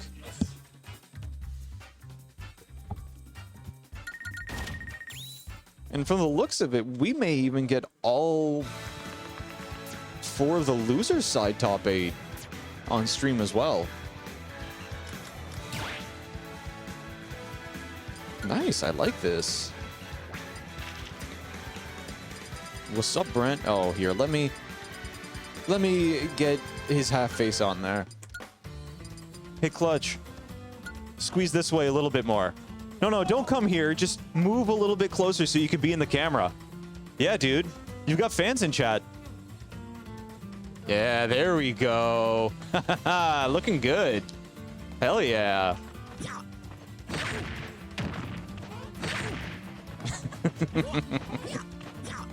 Don't come over here. I don't want to talk to you. We just want to see you.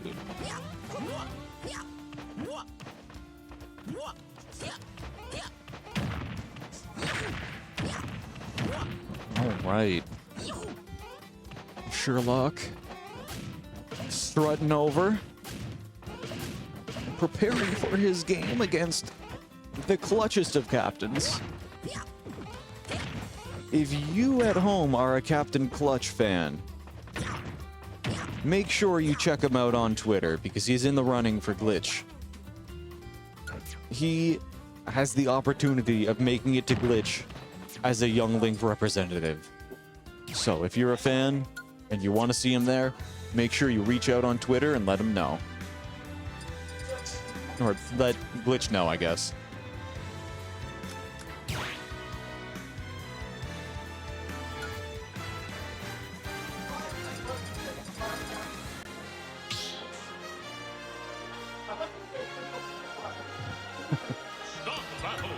Clutch versus Sherlock.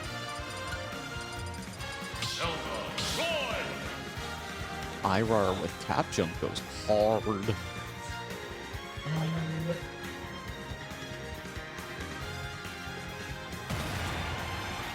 All right, here we go, hopping into game one. All right, Sherlock is not playing Bayonetta anymore. He's taking things serious, going with the Zelda. We've got Zelda versus Roy, game one of Sherlock versus Clutch. Clutch was playing Falcon last week. That's cool. But now he's on the Roy binge. With the recent performances of Cola at Ludwig's Invitational, it's hard to say that Roy's not a character that just performs when you perform well. When you're ready to go full force and shove a sword into someone's face, Roy is the way to go. Roy is definitely our boy. Did I say Ludwig? I meant Ludwig. My bad. I dropped the EW. Right, Sherlock grabbing the first stock in this set.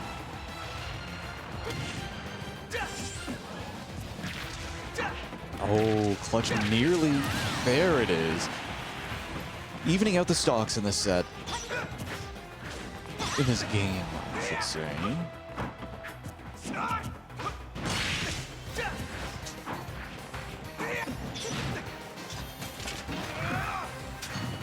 Sherlock going for stage control, but sends the Phantom in the wrong direction.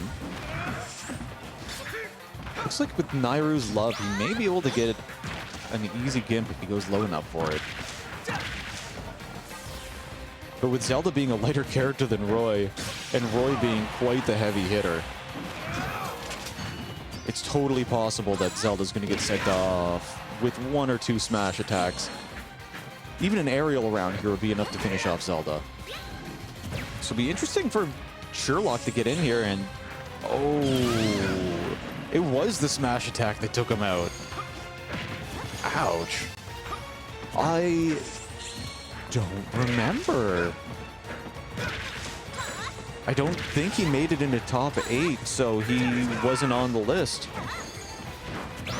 That was his last Young Link bracket. Okay. Interesting. Okay. So, Clutch is now rocking the Roy. Can't complain on that. It's a few less projectiles. But if you consider how fast Roy runs, he's kind of like a projectile himself.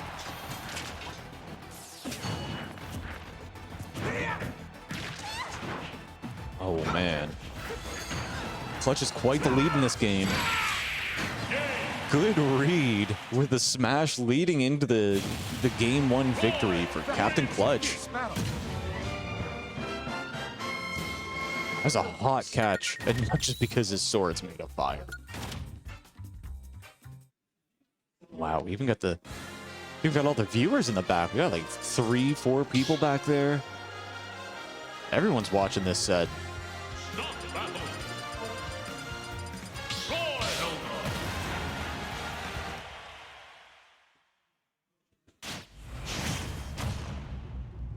Okay. Here we go. Taking this one on to Smashville. We'll see if the single platform in the middle is going to make any difference in the setup. This matchup, that's the one.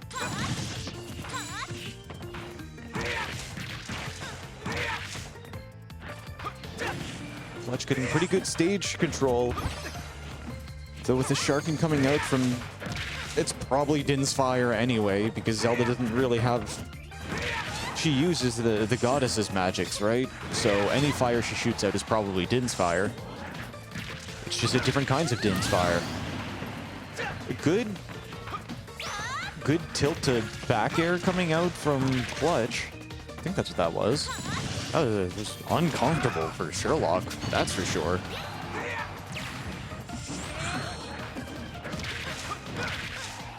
Oh man. We don't have many Roys around here.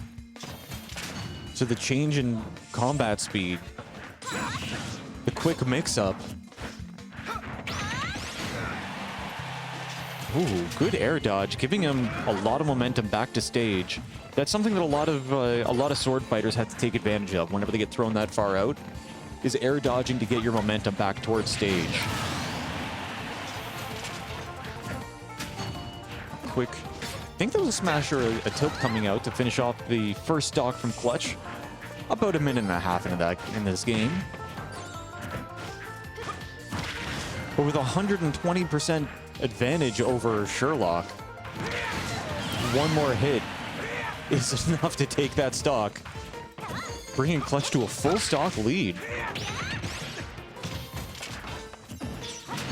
The Phantom comes out to add on a bit of extra damage. Din's Fire to send Clutch at a lower recovery. Unfortunately, Sherlock wasn't able to take advantage of it. Clutch's movement in this set is just dynamic.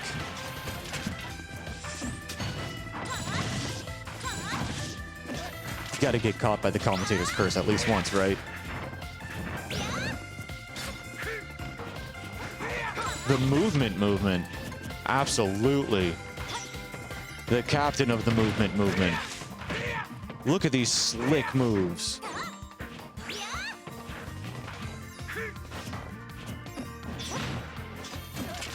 Sherlock gets stage control. Clutch doesn't have a shield left, but with the way he's playing, he doesn't need it.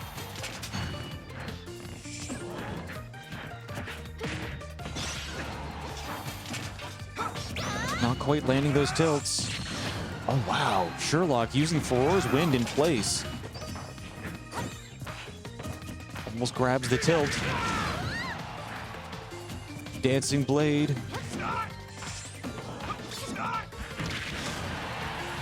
The dash attack from Clutch almost takes the kill. Both fighters are basically at death percentage. All right, the tilt coming out from Clutch seals off game 2, giving him a 2-0 victory over Sherlock.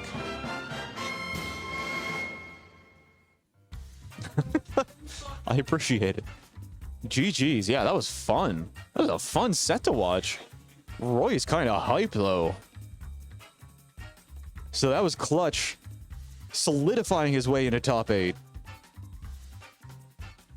Sherlock heading down to losers against Kazul, who I have been corrected, for those of you who read the Twitter, I have been corrected that he is not a new Smash player, which I also corrected in the stream on Saturday, but that's not what got tweeted out, so, you know, we'll just drop that. Anyway, Kazul is a Smash player who dropped Smash for a little bit and then played Strive mostly and then came back to Smash, from my understanding. He's not new. I'm new. Also, Sherlock is like making excuses over there for the way that his Zelda was playing.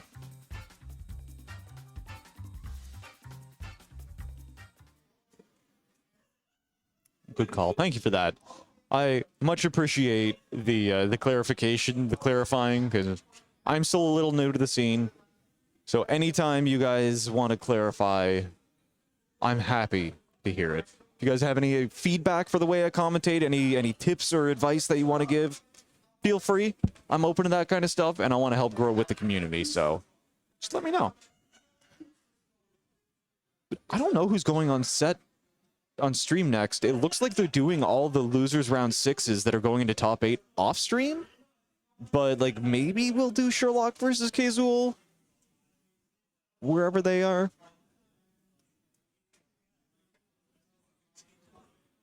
They're somewhere.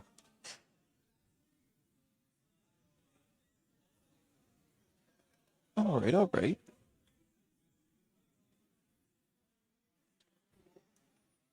I think Naruto and Icy are trying to get moved around.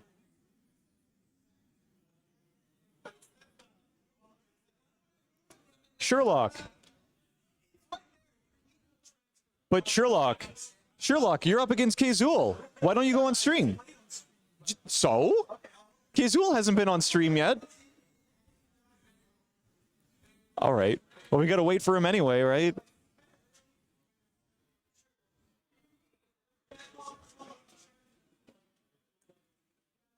Yeah. Maybe in this game, Sherlock will make a few less Johns. You know? Yeah, Sherlock can make some more excuses in this game wherever he went. Unless, yo, we got Shuck3y and ShaaaawnCena on stream instead. All right, all right. Somebody got played. Somebody got played hard. Sherlock's still over there looking for Kazul. Meanwhile, we've got these two cuties on stream.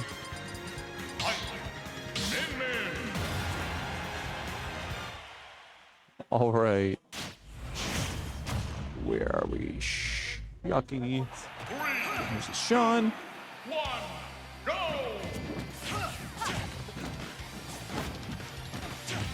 Not yet. That'll be game 2.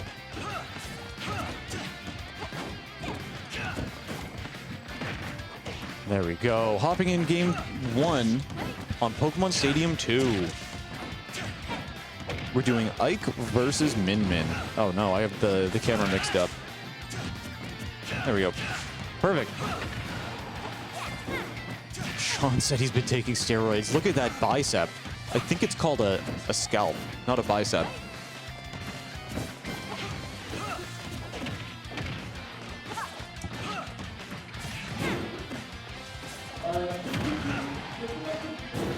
Shuck3y's up by a 60%. He's a little too low on stage. Shuck3y sorry, Sean wasn't able to recover there.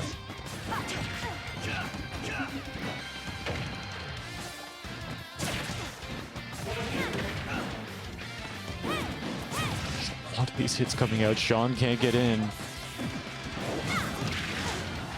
Good jump from ledge into the dare. Gives him stage control, but with all these arms flying, you know, I'm just gonna swing my arms like this, and if you walk into them, that's your fault, not mine. Oh, that was a good catch coming out from Shuck3y.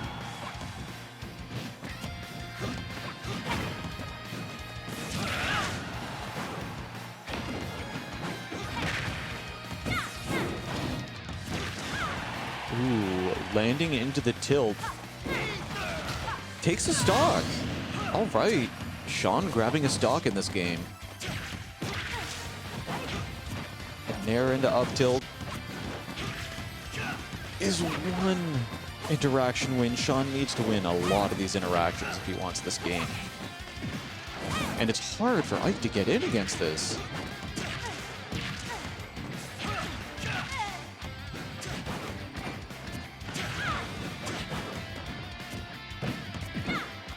Oh, good spot dodge.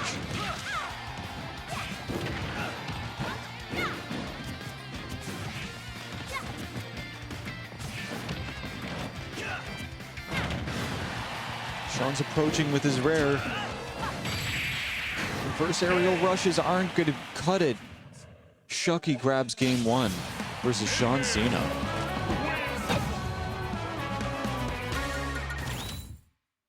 And this is winner's semifinal, so this is a best of 5.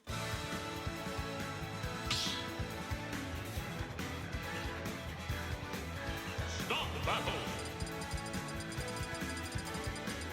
Min Mithra.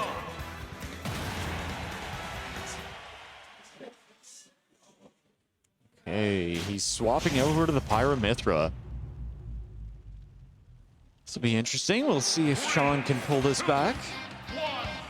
See if Aegis has anything to say about Min. Good spot dodging the grab. Sean puts himself almost in free fall, but the foresight puts him into advantage for a brief moment. Wow, really pushing Min off stage, but not quite enough. Shuck3y's doing great at saving his jump.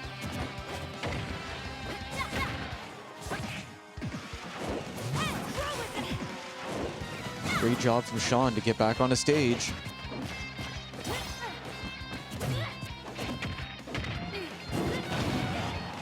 The grab into the long-range smash attack.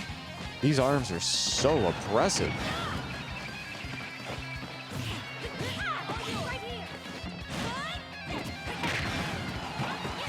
Sean switching out to Pyra to try and get the kill. All right, one stray hit coming out from Shuck3y. Pushes Sean off the side and claims the first kill of this game.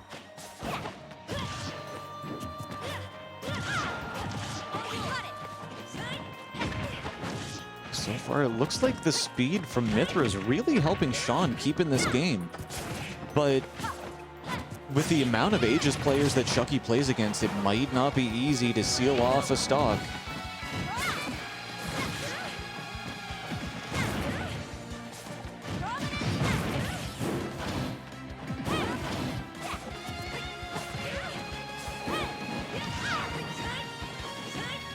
Good tilt coming out from Sean. But can't get anything out of it.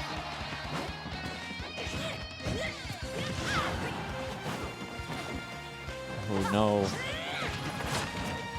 Shuck3y's so good with these landings. He's able to get out of the way. You can see he's a little frustrated with that death. Oh, foresight nearly getting him back on stage. But that second arm blasting out takes the second stock off of Sean.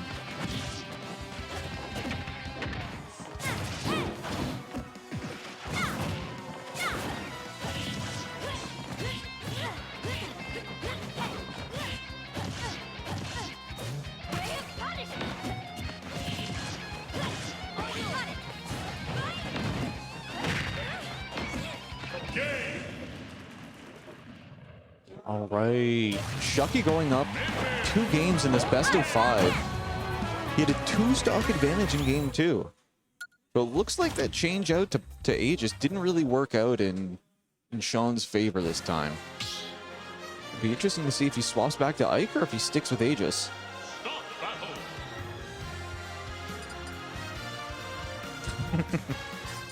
Ben holding the controller like M2K. Yeah.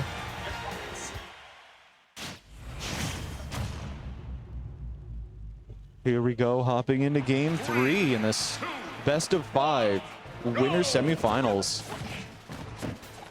Going right back to PS2. The stage we started on. Sean swapping out to Byleth this time. First time he's pulled out Byleth on stream to my knowledge. Wow. Oh no, Sean dropping an early stock here. The Min's edge guard game. It's not what you want to start with when you're already down 2 games in this set.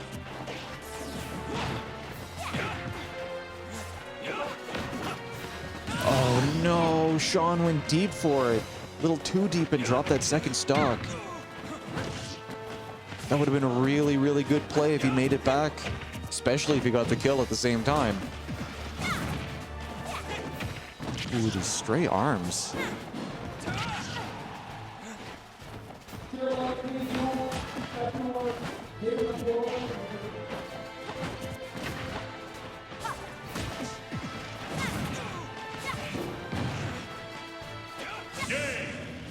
Sherlock grabbing a quick 3-stock in game 3. Sean walks off of that set wondering if he has to pick up Jigglypuff to counter against Min Min. Yeah, where is So? Where are you at, boy? Midnights versus Captain Clutch on stream. That should be a good one. Yo, Roy versus Robin? Yo, I want to see some more Roy. I want to see some Roy. You are a projectile. That's what Roy is. Okay. Okay. All right. All right. All right. All right. All right. I won't let him know. I won't tell Midnights. I'll keep it a secret from him. You're right. Midnights has 0 counterplay. Oh.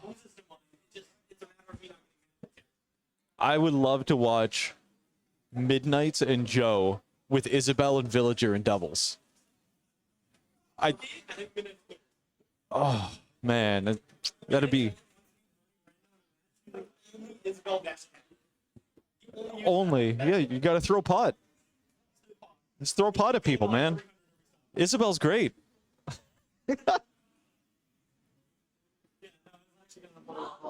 Wow, So had class when the weekly started, so he couldn't join?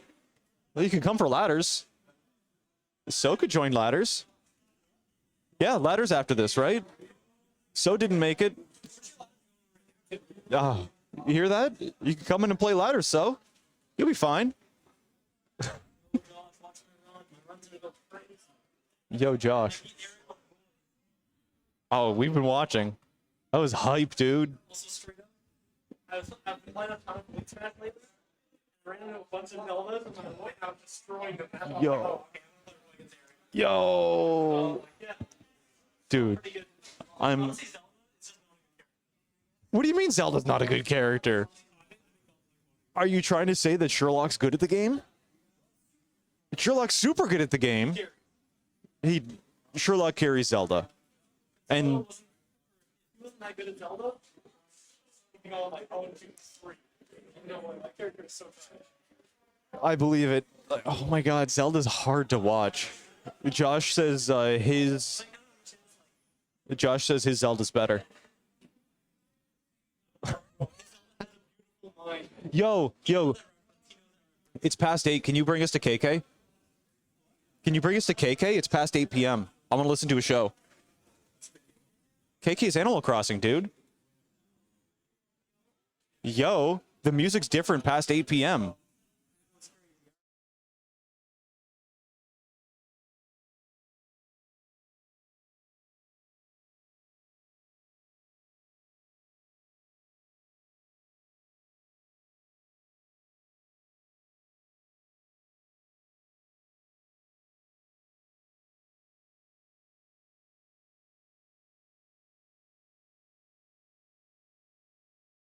Thanks, Red Bull. There we go. Thank you for your continued support of the Smash scene and everything that you do for us. You're amazing and outstanding, and I appreciate you.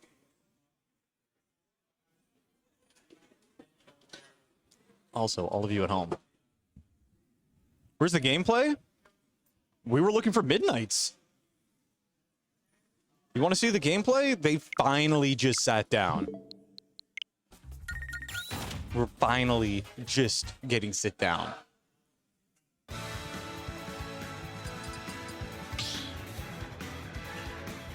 All right. Midnights versus Captain Clutch in winners semifinals. Both players in a great mood. Both players ready for a fun set. Clutch was telling us right before this started that he found out a few new things about young Link that may come in handy here against Middnights. Sorry, I'm fixing the mic real quick. There we go. Maybe you can hear me a little better now. All right. Well, it looks like you got a lot figured out on that stock. That was a quick first stock coming out from Middnights. Maybe we'll see Roy in game 2.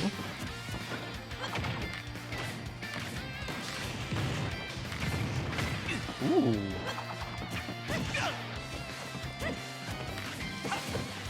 All right. Grab went a little wide from Clutch, but he's still in this. He's got some good damage piling up on a Middnights. If he can win another few interactions, he may be able to bring this into a kill.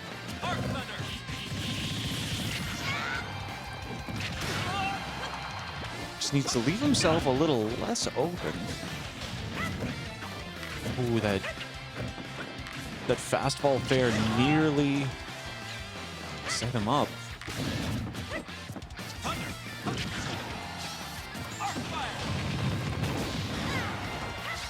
Arc Fire leading to an easy combo coming out from Middnights. The up B special spiking him down. Both players equal on damage, but Middnights is ahead by a stock. That first stock pretty much went a little wild. Oh wow, the boomerang coming back and canceling out the arc fire.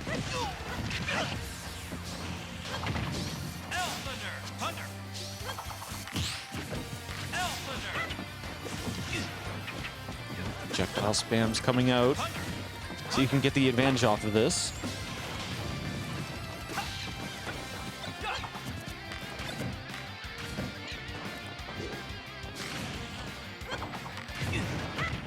Good catch with the arrow.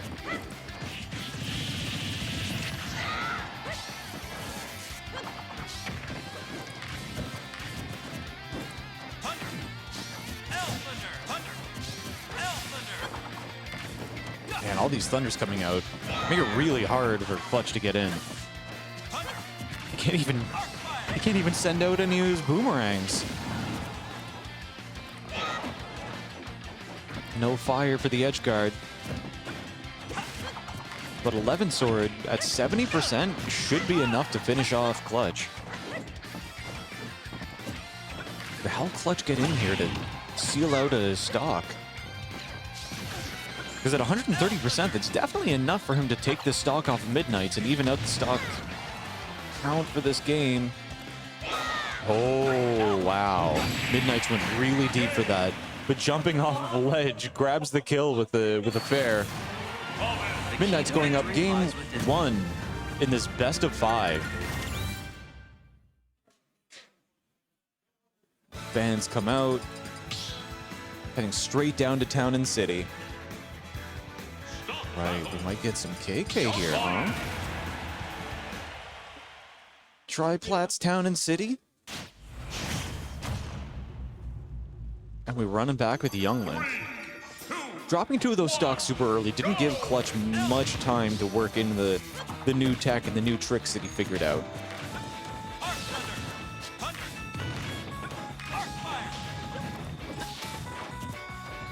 He may be behind in damage, but he's definitely ahead in projectiles that landed.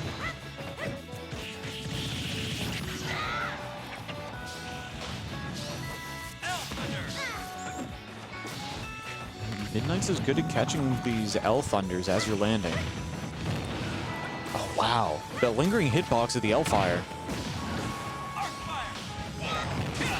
Oh, again, the lingering hitbox makes it hard for Clutch to get back on the stage. The slow down smash comes out. Again, all of these lingering hitboxes are so difficult to deal with.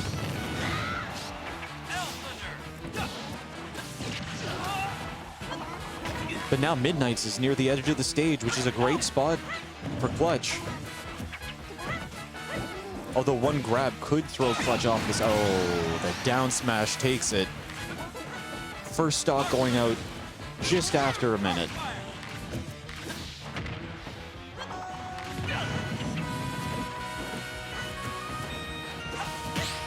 A lot of whiffed attacks here. The rapid jab sending Clutch up into the air. Into the fire.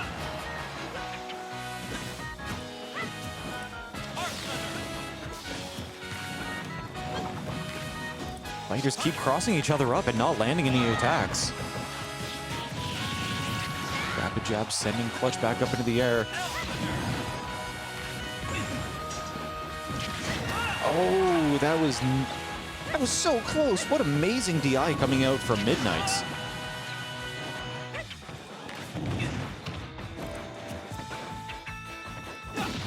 It's incredible DI.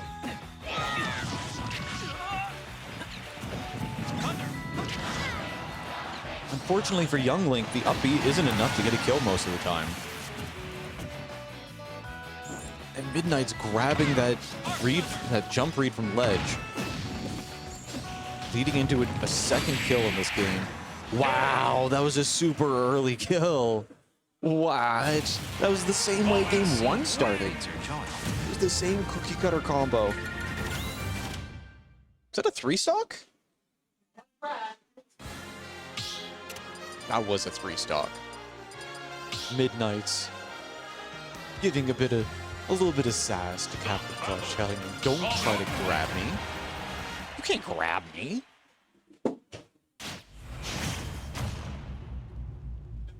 Okay, hopping into game 3 on Yoshi's Island.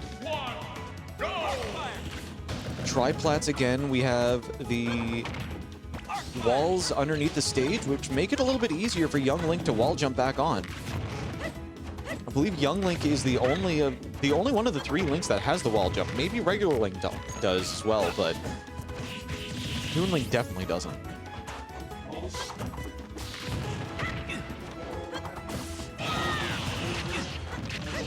Wow, Clutch is getting some good reads in this set, or in this game. He's already up by about 80%.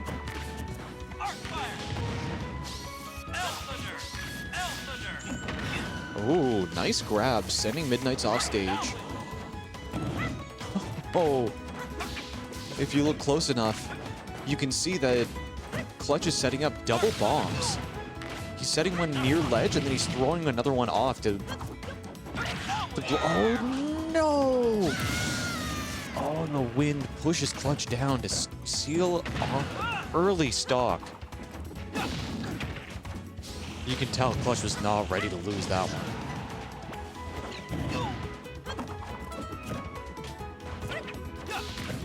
More projectiles coming out. Ooh, the drag down. What was that? That was fair 1 drag down into a down tilt into an up air. That combo was slick.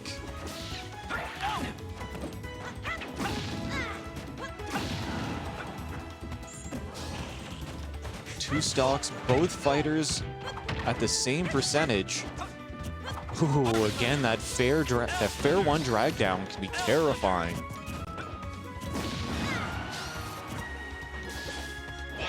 Again, both fighters around the same percentage and the same stock. Clutch tries to roll back, but gets caught by the down smash. Down smash has such great coverage on both sides. Oh, that L-Thunder was perfectly spaced for the ground.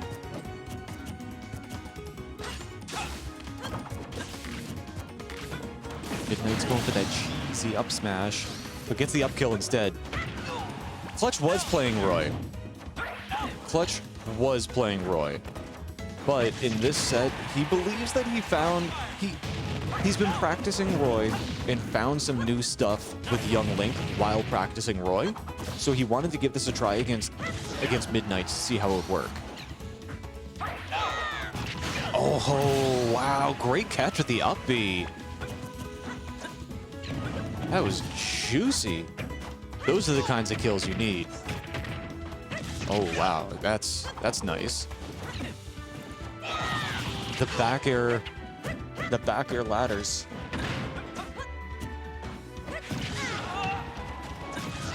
Yeah, he specifically wanted to bring out Young Link in this set to see if he could pull out something new against Middnights. He's not out yet. Levin Sword, not quite enough to finish him off. And the dash attack. Wow. That Arc Thunder is so powerful. It's such a good get off me tool. Oh my god. Nice. Dude, that bomb recovery was so close at the end. That was the first time we've seen a bomb recovery come out all set. That was kind of awesome. Even if it didn't work out, that was kind of hot. We haven't seen Roy versus Middnights yet. That was so cool. Mm-hmm. Oh my god, dude. New tech. New tech! You got new tech, man!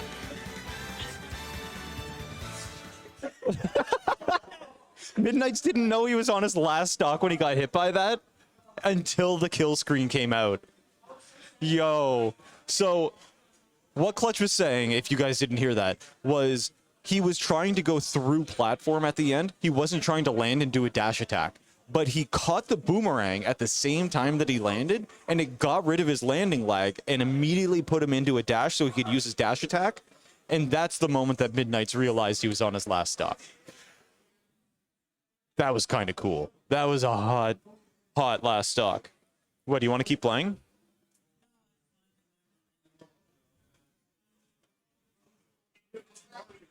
That was cool. That was so cool. That was the first bomb recovery at the very end, huh? Yeah, that's right. Clutch was using Roy against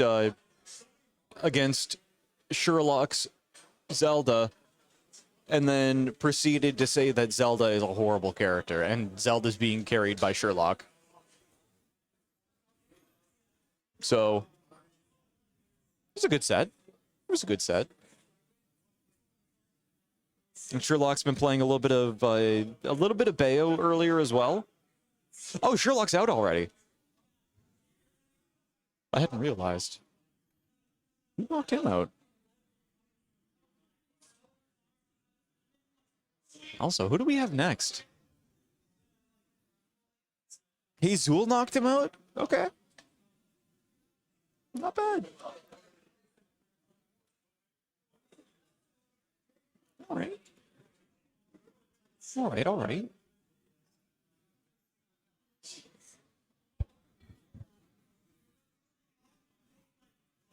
Hazul is quite good. He's pretty good for a Smash player.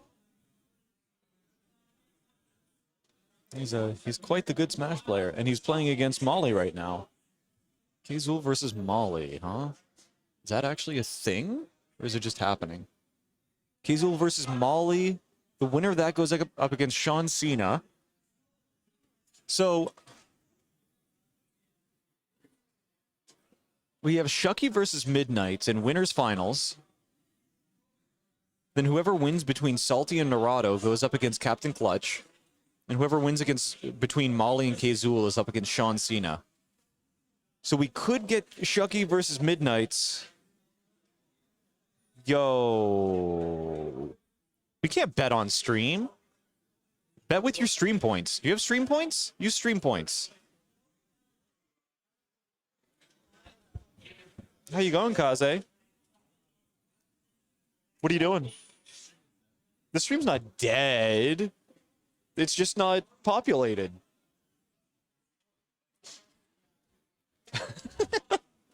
Smash NB. Yeah, we'll bet on whoever the winner is. And we're going to bet on winners. We're going to bet on who wins the bracket, and whoever wins gets parts of the winnings. You think Shuck3y's going to win the whole bracket today?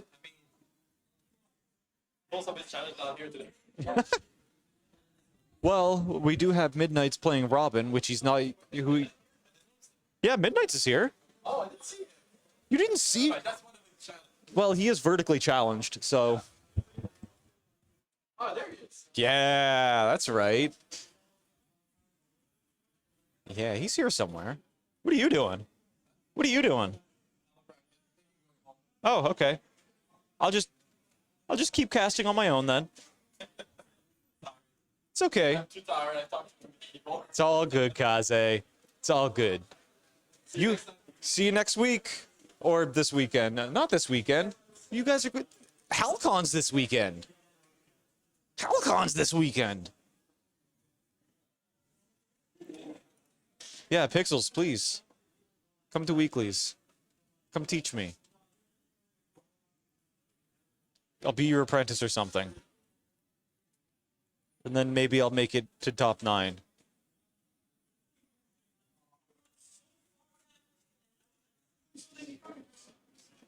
Hit B. More shadow balls, please. I do need more shadow balls. I don't use enough of them. Hey, Famous, how you living, bro? Welcome to the stream. Also, thank you guys for tuning in and checking us out tonight. PEI actually runs their weeklies at the same time as us.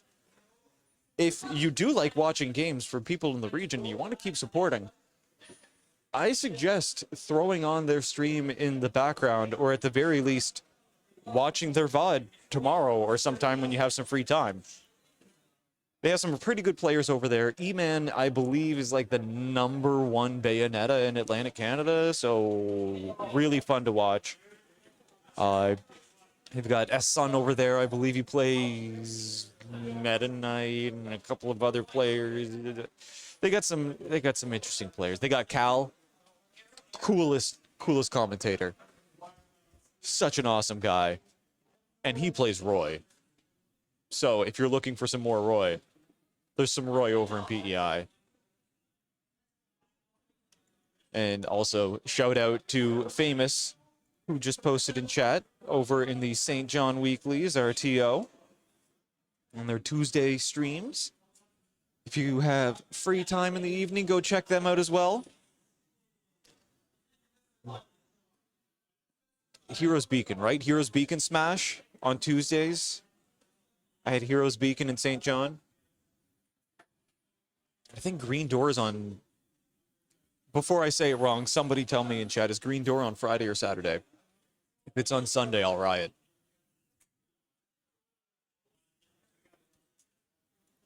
It's on Fridays. Okay, cool. Green Door Smash is on Fridays. Fredericton. It's streamed. Check it out. You got the... Oh, we don't have chat on screen anyway. But Pixels Aplenty, the coolest Samus player in like all of Fredericton. In all of the chat. You have audio now? So you can hear me? You've just been reading my lips this whole time? I shouldn't say you're the coolest Samus player. We also have, like, Pulsar's in town. He's been coming to weeklies again. His standings, his placements, his rankings may not be the top of the top, but, you know, it's good to have reps. Good to have reps. All right, Narado's sitting down in front of the stream. Okay. Looks like we're doing Narado versus Clutch. The Clutch is getting coached right now by Middnights, so it'll be another moment. Oh boy. Clutch versus Narado. All right. Big Clutch Roy fan. Yo, you gotta check this out. I wonder if he's pulling out the Roy again. Because he did really well when he was using him earlier. I think he was doing like I think he did a couple of 2-0s.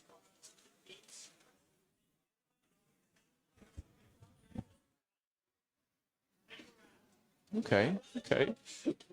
Excuse me. Whew. Narado's sitting down. He's setting up his name and everything. It looks like Clutch and Middnights are kind of moving over in that direction. They're not moving over at all. All right, well, I guess it's just you and me now. Yeah, it's pre-Friday. A great night to be alive. All right. Here we go. We got Clutch heading over. throw you guys in.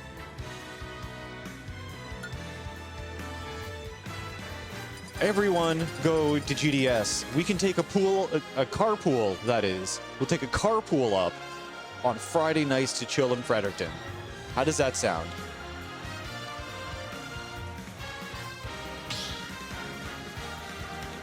And then next week, we'll start hosting the weeklies at Middnights place. That's like a really good middle ground between Moncton and PEI, right? Yo, we're seeing the Roy. Hell yeah. Roy versus Lucina. Let's do this. Hope you guys are ready for a fun round. Let me update this.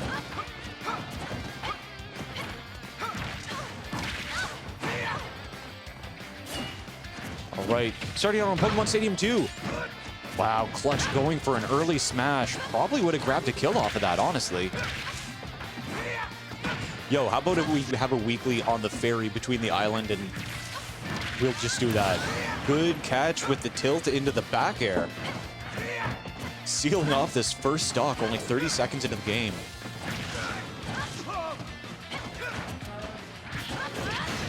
Ooh. That landing hit. That landing hit into the forward smash, equalizing these stocks already. 2 stocks down. Not even a minute into this set. This is going to be a fast best of 5, folks.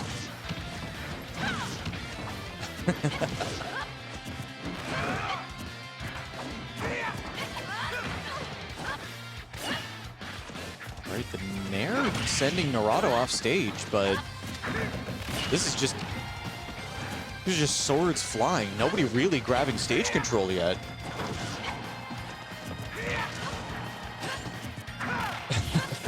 Clutch sending out the up smash, the cheeky up smash.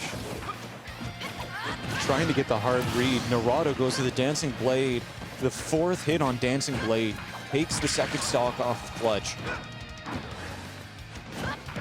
Not even 2 minutes into this game, and both players are almost down to their last stock. Tilt into the back air, nearly takes the stock off of Naruto. Clutch slowly walking away, trying to intimidate people, trying to intimidate Lucina. The counter coming out. Naruto wants that early kill. Ooh. The fake out short hop into the tilt almost grabbed a kill off of Naruto.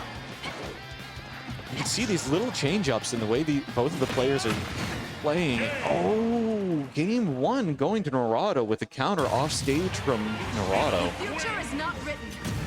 Good catch, good read. But at the same time, it's kind of something that Roy could do to Lucina. Hopping into Town and City for game 2.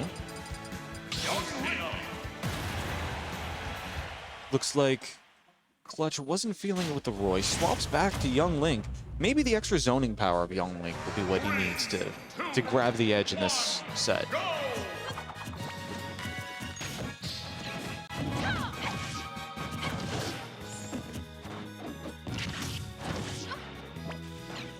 Dare into dash combo.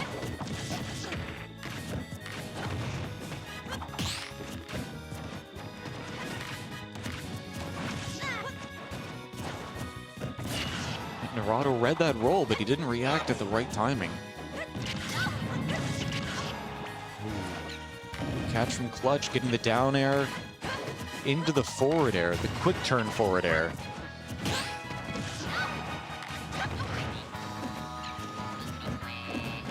These projectiles can be really annoying for Lucina to deal with. Wow, the up air pineappling Naruto against the stage. Doesn't get the tech and drops a stock sub minute 1 versus Young Link, which is not a common thing to see.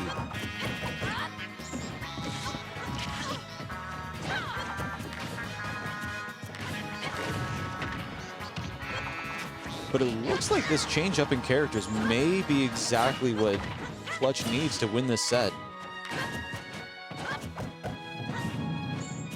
With the 60% lead. Oh, the B reverse coming up from Naruto really mixes up that interaction. Wandering arrows add up the damage on Naruto.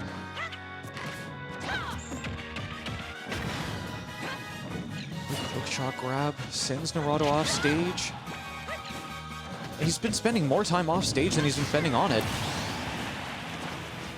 But that kind of baits Clutch in, trying to pressure him off stage, but puts himself in a bad position for Naruto to send him flying straight to the blast zone. Boomerang to forward air takes out Naruto's second stock. His young Link is quite clean. It's much smoother than his Roy, but his Roy is still pretty new.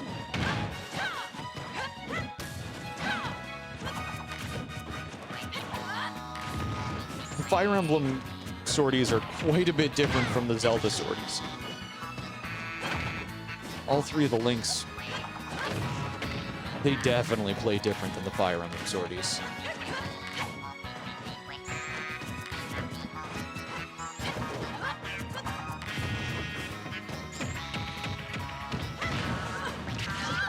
Technically, all 5 of the Zelda characters have swords, don't they? Ooh, Clutch going for the off stage nair, but instead gets the double jump off of recovery into the dare to even out the set. We're at 1-1 on this set. Possibly going back to Pokemon Stadium 2.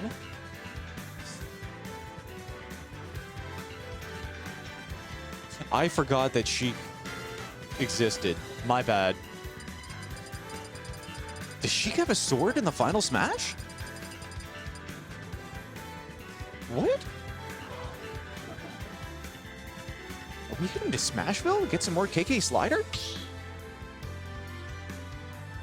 Yo, that's hype. Stop battle. Young Link, Wario. Oh, kind of like a kunai? A kunai or a shuriken? I mean, a shuriken is way different than a kunai, but... 3, 2, 1, go! Alright, game 3, hopping into Smashville. Naruto grabbing Smashville for his counter pick, hoping that this middle platform will be able to work in his advantage to block out some of these projectiles. Maybe even giving him a couple of platform tricks that he could pull off with Wario. Because command grabs, as you're landing... If you're command grabbing somebody who's landing on a platform, it can be a pretty disgusting setup. If you look at the way that Middnights does it with Nosferatu, you can pull it off with Confusion as Mewtwo. There are just some really, really troublesome command grabs while you're landing on platform.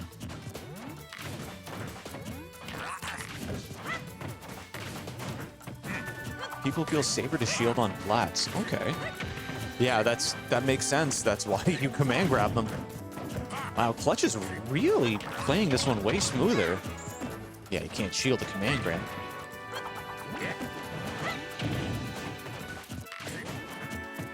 Good stuff with these B reverses, really mixing up his gameplay under platform.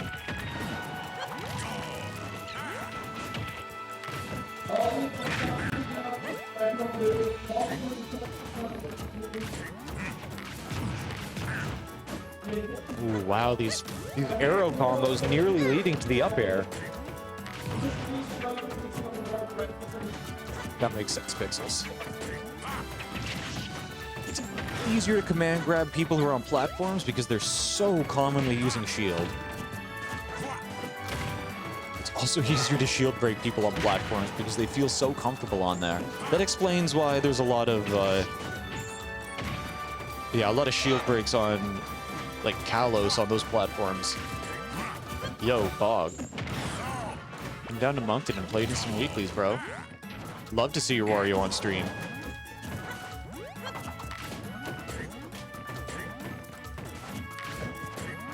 Come in top 3, that'll cover the gas money. Take an entire car down. It's a pre-Friday, why not? Waft is on. Waft is ready.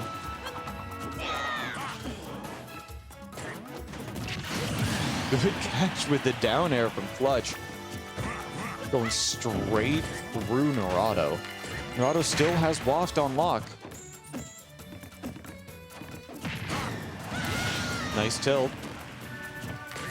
Stocks are even in game 2.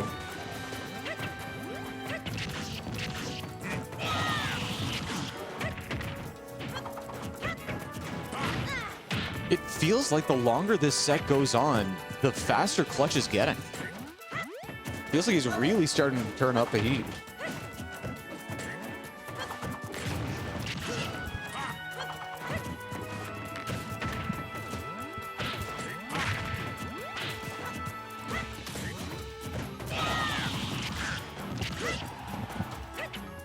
Narado shaking his head in frustration as Clutch is landing most of these arrows, winning out on almost all of these interactions.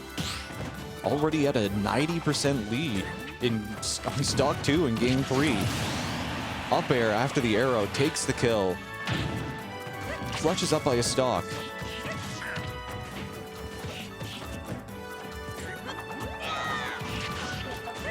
But Waft is an extra stock.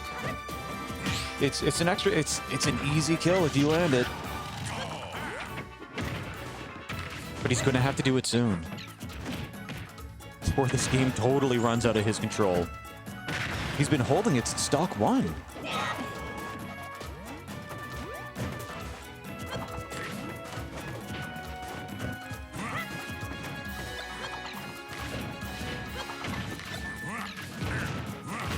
This motorcycle's doing good work blocking out a lot of these projectiles. But it's not much of a safe haven versus the aggressive projectiles flying out here from Clutch. A good timing on that recovery. But the up B grabs game 2. Clutch thought it was a best of 3, but it's a best of 5, bro. He went for the fist bump. Do you see? You see that? If I could do a replay, I'd do an instant replay of that ghosted fist bump he went out for. It was a close one, though. Better luck next game.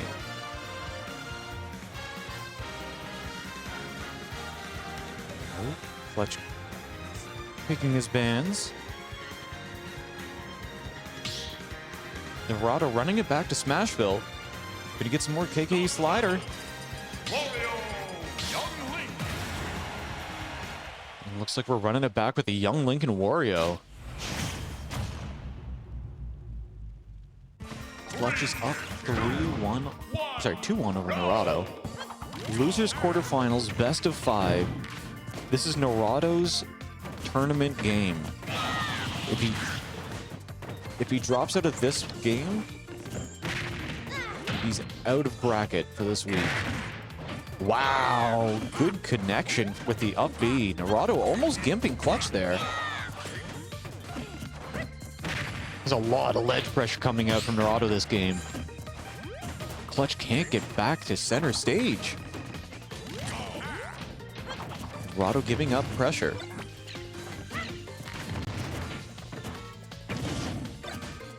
Really good control from Narado to get in there, but he just backed out and let Clutch get back to range.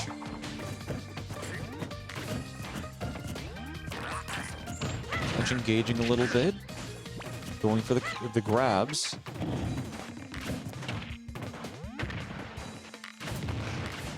Good catch with these arrows.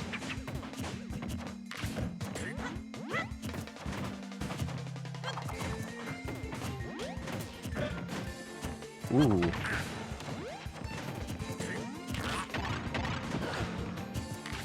Okay, command grab throws him off.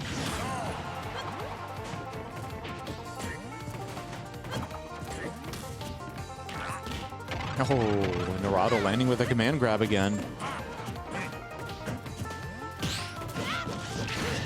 Oh, the up smash out of shield. Grabs the first stock of this game.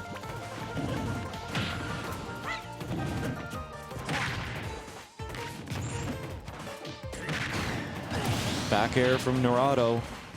Evening out the stocks in game 4.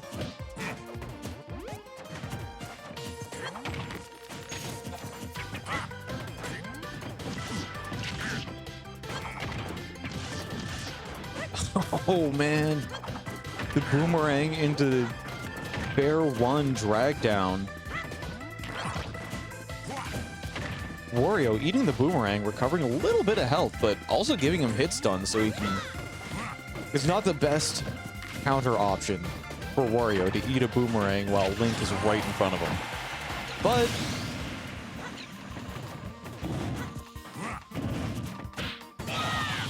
that happened. Tournament stock for Naruto.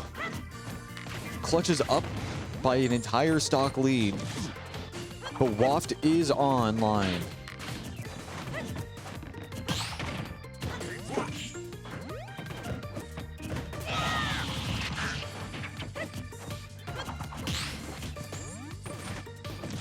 Yeah, it just feels like Clutch is picking up the speed in this set.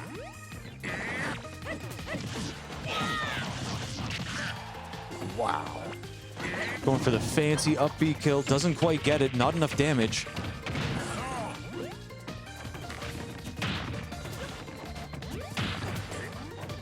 Naruto's trying to set up for a waft. One of these falling up airs could lead into a waft.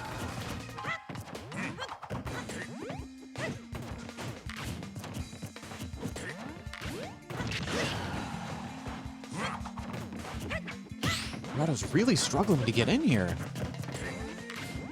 Clutch is dancing around the whole stage, not giving him any space to breathe at all. The double bomb setup adds a lot of pressure when recovering from ledge. Ooh. The nair from Clutch taking out Naruto 3-1 in losers quarterfinals. Clutch going on to losers semifinals. Very nice set, boys. It was a fun set. A really fun set.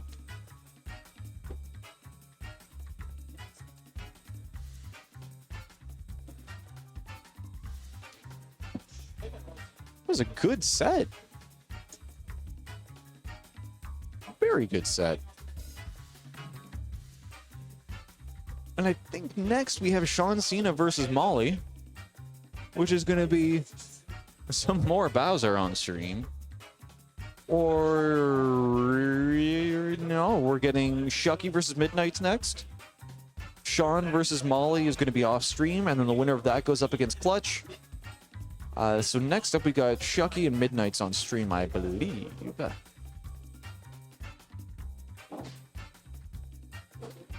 So we have 4 more sets. Only 4 sets left.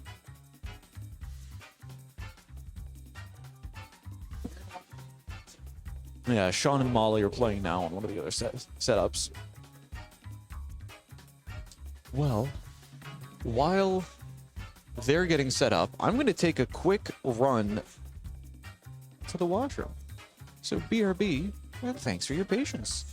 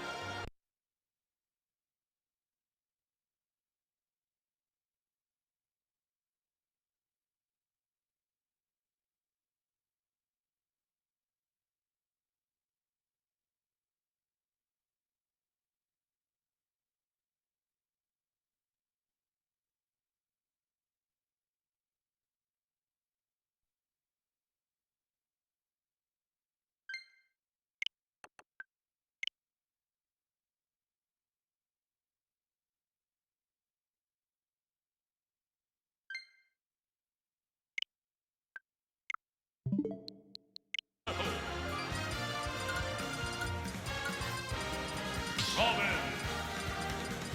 Min.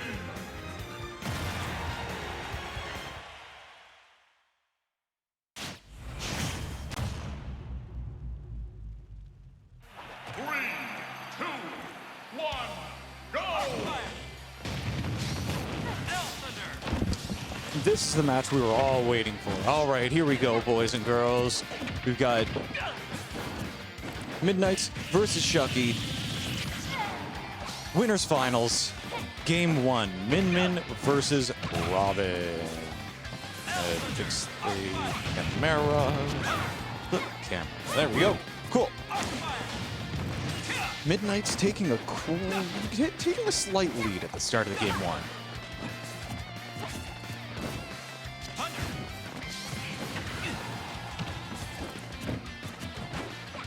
So Middnights and Shuck3y do have a lot of practice against each other.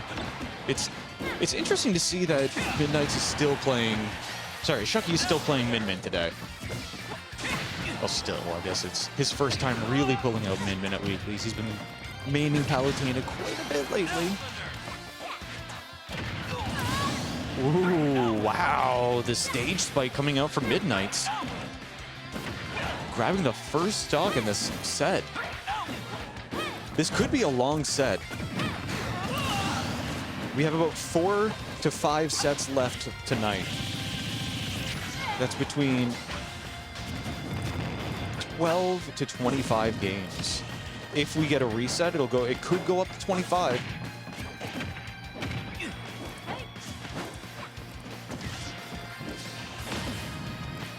Midnight still has a bit of a lead here.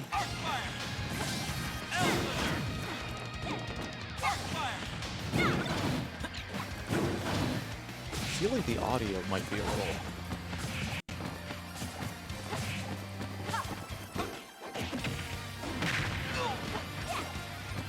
Cool. Anyway.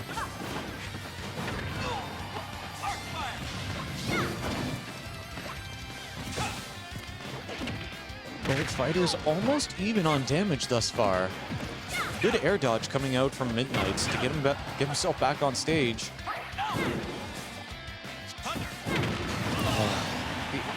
The L Thunder canceling out the first punch. The second one flew straight past to steal that stock.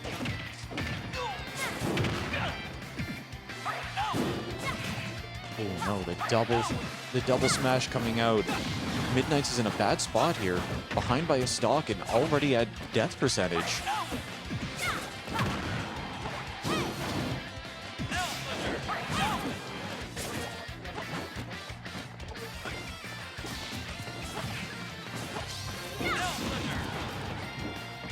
They're pushing Shuck3y nearly off stage.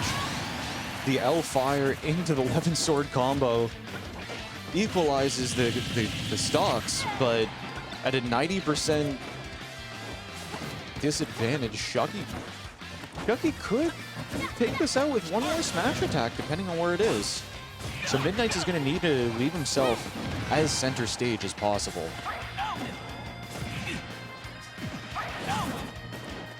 Low recovery from Robin.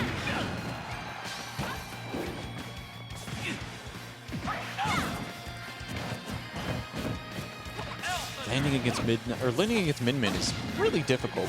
Because with all these arms and fists flying out, it makes it so difficult to keep your jump. If you double jump and one of these fists hits you right before you land, you're not making it back to stage that easily. For someone like Robin, if you're not watching out for your wind charges, oh, I believe that was the Megawatt that came out and grabbed game 1 for Shuck3y.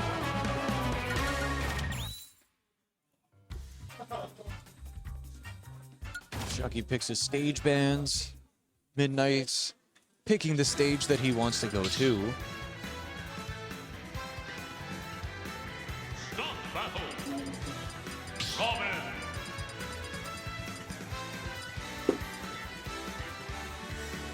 Both players sticking with the same characters that they were using before.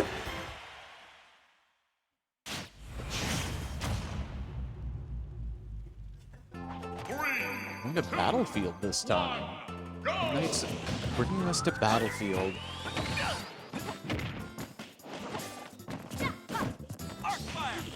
And as mentioned earlier in one of the other sets, when landing on platforms, it's a little bit more natural for people to block than anything else, to shield. So this Nosferatu might come in handy. The read rolls. Oh. Both characters a little shook by that early stock. Only 30 seconds in and Middnights grabs the kill.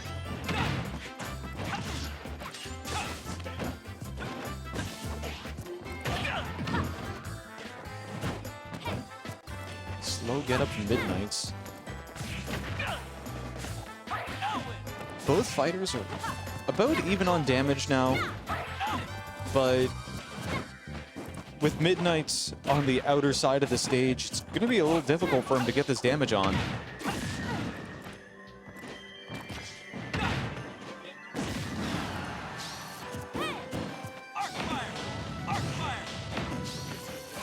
Okay, the arc fire is getting a lot of ledge pressure. Kind of forces Shuck3y to get back on stage, pushing him into a position he doesn't really want to be in. Oh wow, that bronze sword almost pushed Shuck3y into the arc lightning.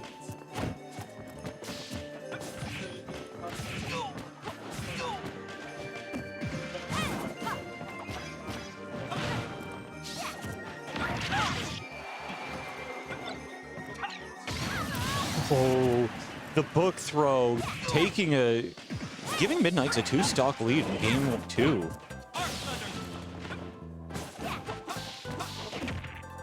Oh, the range grab coming out and almost taking Middnights out.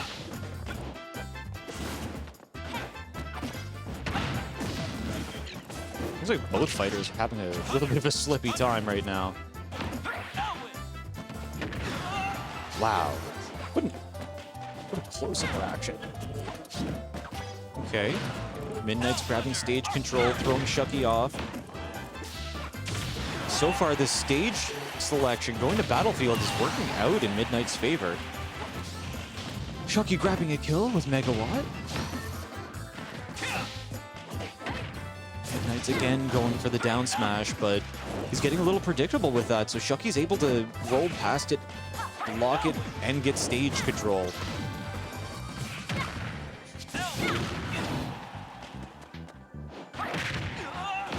Middnights missing the tech.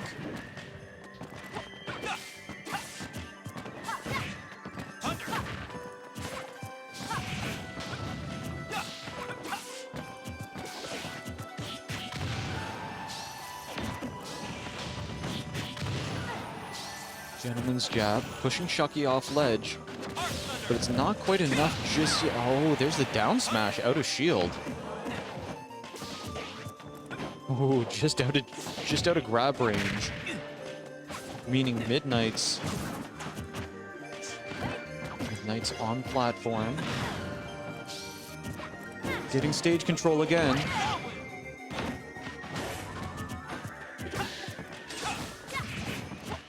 The amount of damage that's on Shuck3y, one more good hit could seal off this game. I'm bringing this to a game 3 as a one-on-one tie.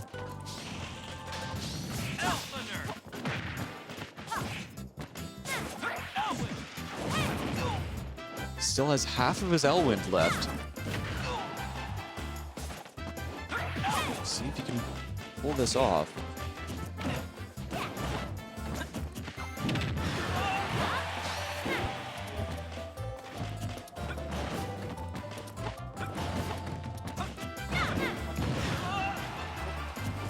There's so many hitboxes coming out.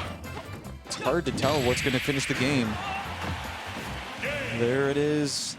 I believe that was a Megawatt. Ram, Megawatt, and Dragon. That's what the names are. Got it. Their up B is Spring Jump. Their up B in the air is called Arm Hook. Down B is Arm Change. All right. Oh, sorry, forgot to tick that one up for Shuck3y.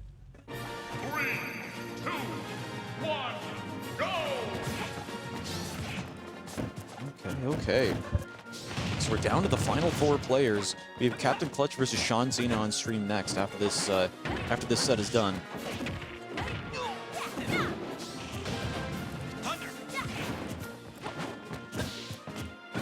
Middnights grabbing. They're bringing us straight back to Battlefield in hopes that it'll... He did really well last game. It was a very close game. Last hit, last stock, as usual, between these two.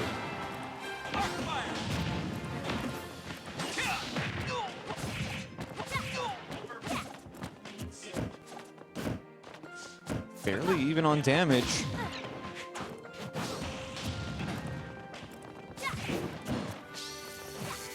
Firebook is offline. Thunder charge.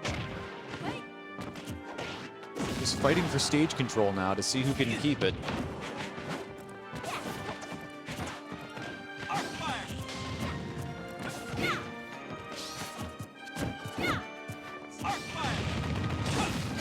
Wow, the absolute tip of that up smash takes it. Middnights up a stock lead in game 3, sorry. But Shuck3y not happy about that, wants to take this kill back right away.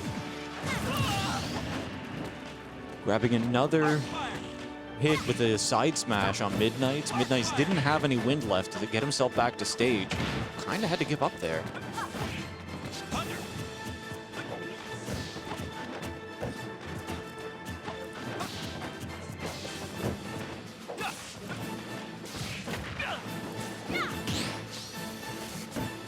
These dragon smash attacks are annoying to deal with, to say the least. Rapid jab.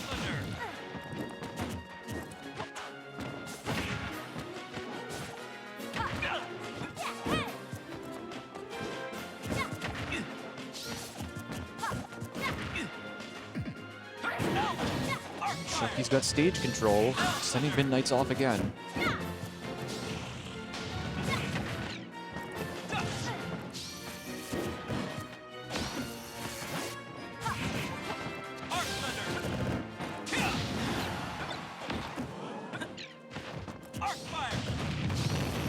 Hits with the arc fire to try and grab stage control, but Shuck3y just immediately gets back to center stage. He's really not giving Middnights any space to breathe in this. Even if the stocks and the damage are fairly even, Middnights is struggling to get an edge here. He's really being pushed to his limits.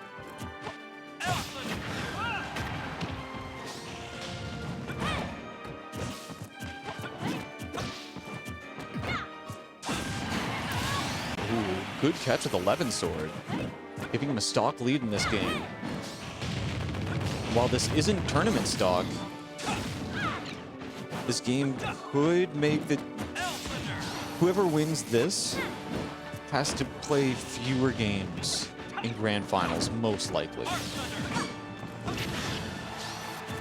Going into loser's bracket now is not something you would want to do.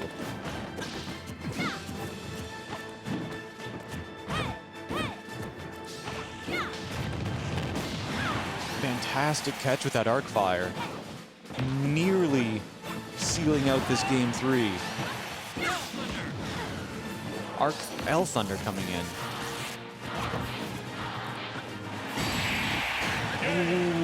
Ooh, the 11 sword drags Shuck3y straight to the blast zone as Middnights grabs game 3. We got a set here, boys and girls. Pokemon Stadium 2 for Game 4. Shuck3y's counter pick going to the brown Pokemon Stadium 2.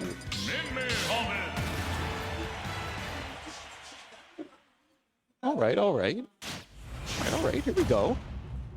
Same characters, running it back, but on PS2. 2, 1, go! Oh, good catch. Middnight started out with the arc fire, but Shuck3y used Min's reflector to send the arc fire back up and quickly stack on 45% at the start of this game.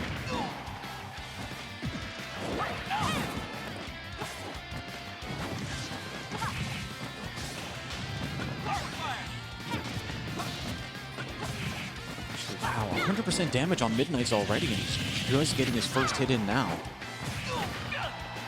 120% is not going to be easy to hold this stock.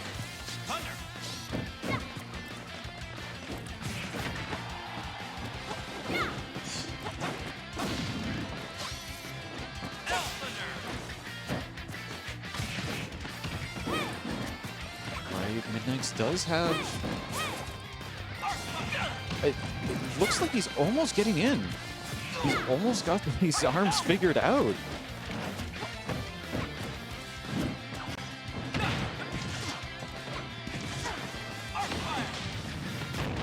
From here on out, you guys may end up hearing some noise in the background because karaoke just started in the bar, just on the other side of the venue. Speaking of which, Shuck3y just dropped his first stock in this game. And there's the revenge kill going on to Middnights. 2 stocks left in game 4.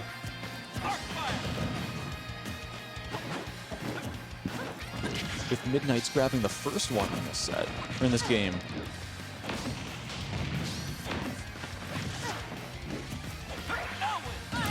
Oh, not sure what happened there. It looks like Middnights somehow knocked the hand off of the ledge. Shuck3y looked just as confused as we do.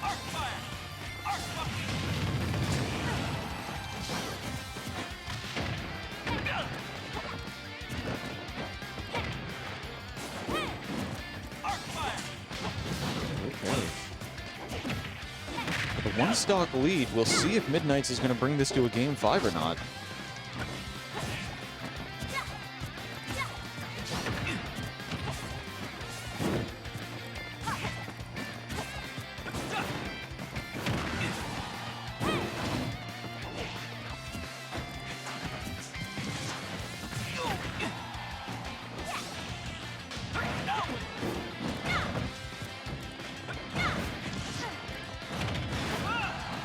Middnights has pretty good stage control in this game.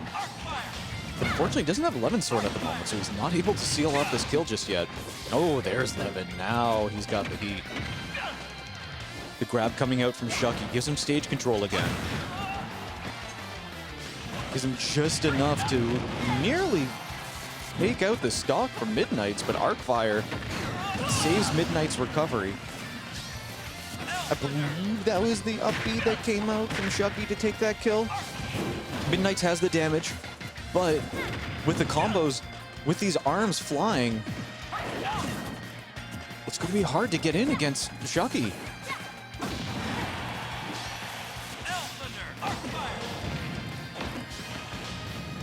And Middnights is so close to taking this game. But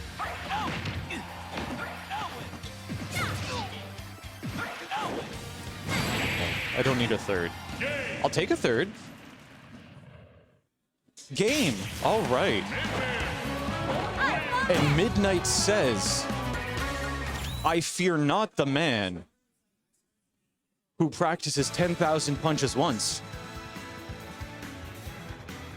but I fear the man who practices a 1 punch 10,000 times.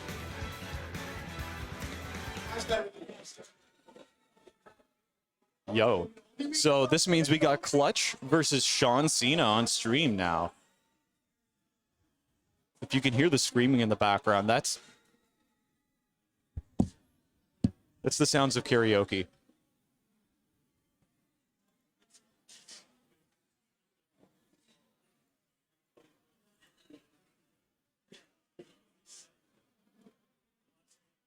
All right, I wonder who Roy's gonna play. Who Sean's gonna play? Not Sean, the other boy, Clutch. Let's hit this while they get set up. We got Ice in the background.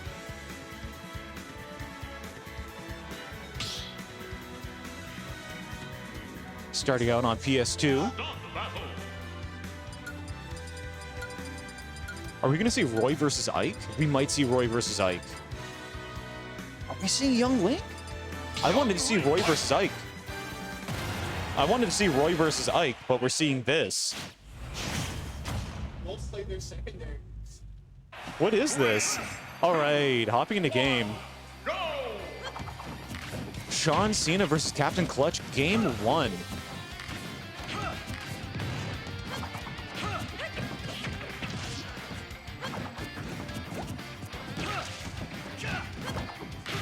Let's go, let's go. Starting on PS2. This is a best of 5.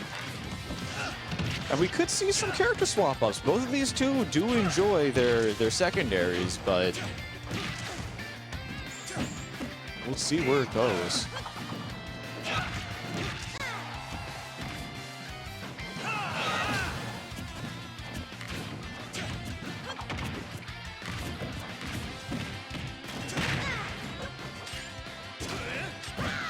Clutch has a bit of damage adding up. But the big difference in this matchup is going to be that Clutch is going to have to get Shawn to like 200% to get a kill from stage, whereas Shawn can get a kill at like 100% from center stage. So to win as Young Link versus Ike, you really need to win like more than twice as many interactions as he does. It's not an easy outcome. I think Roy might be the better matchup, but that all depends on how well Clutch can work in these zoning tools of Young Link.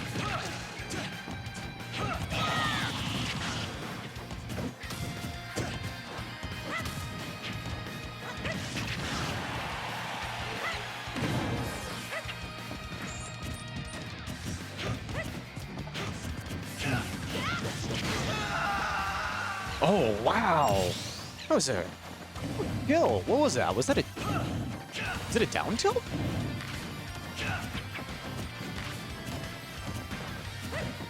All right, damage is about even. Stocks are even. That was 150%, making me a liar, saying that Young Link needed over 200% to get a kill.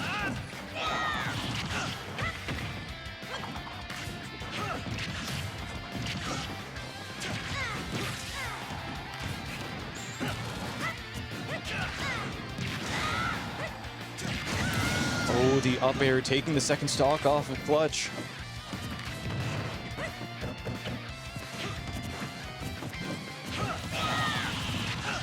%100% on Shawn. Clutch can get some of these reads. Some of these roll reads, he can go off another stock pretty quick, I think. Right. Nice hit from Clutch. Wow, the tilt into the fair. Solo Min. I thought you were playing Steve this week.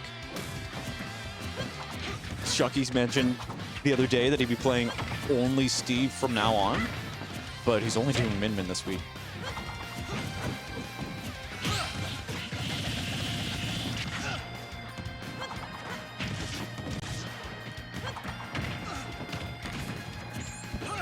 We are quite even in this game 1. 90% on Ike is pretty much even to 20% on Young Link.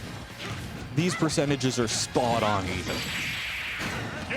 The up smash coming out from Clutch, sealing game 1, grabbing the first win in this set. This best of 5 Clash of Titans.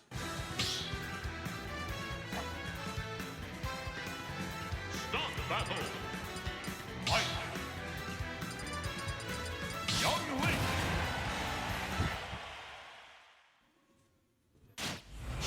Right, hopping into game 2. 3, 2, 1, go! Straight back onto PS2.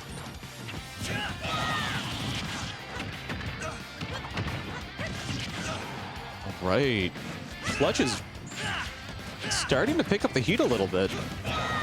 Just like in his earlier sets, after he picks up the heat, after he finds his momentum in these sets, he really takes off.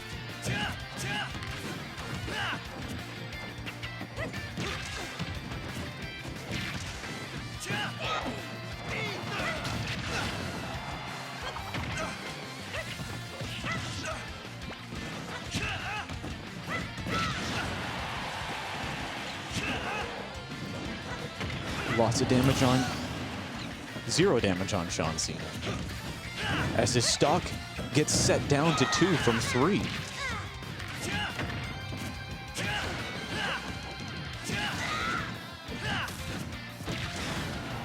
Right, a back air sends... Oh no, sends Clutch off stage. And the up air from Ike finishes him off. The Aether has such a powerful recovery, vertical coverage, especially against young Link.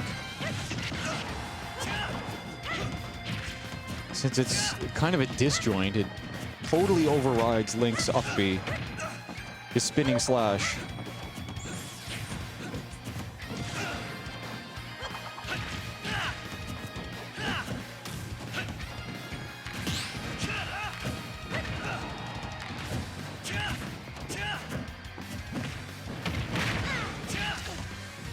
Clutch has a pretty decent lead on damage here. Wow, the bomb interrupting the side B from Ike.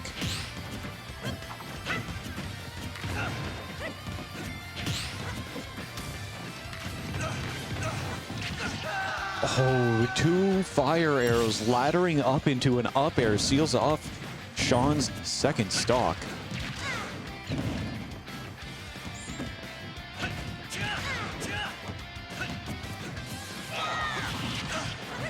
Sean falling into the up B, just only taking a little bit of damage, but it's more one of those that really hit me moments. The ones that throws you off of your groove just by a fraction of a second.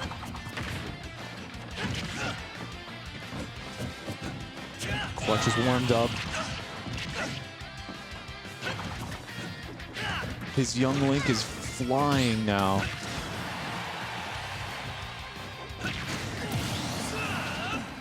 Right, Sean grabbing a second stock, evening out the stocks, but taking advantage of the invincibility after respawning. Clutch takes Sean's third stock and takes the second game in this set. Heading straight back to PS2 for Game 3.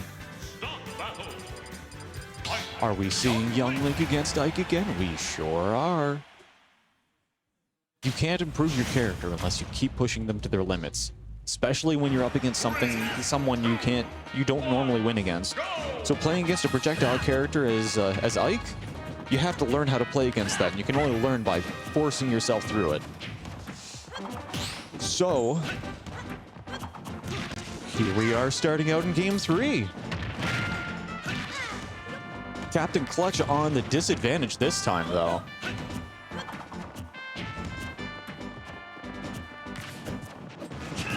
He had so much momentum in those first 2 games. We'll see how he can pick it up in this one.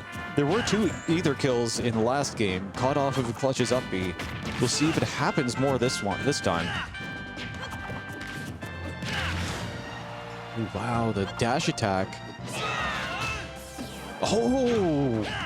That was the absolute tip of that recovery. Nice catch from Clutch.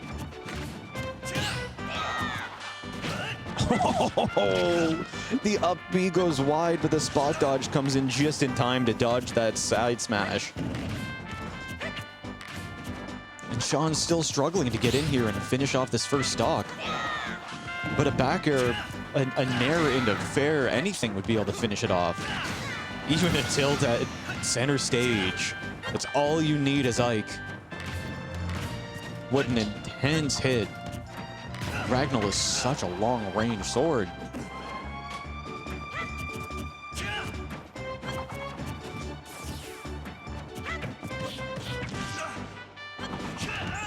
Sean may have the lead here, but at 120%, young Link could schmoove a little and finish this off. Oh, wow, just barely dodging that nair.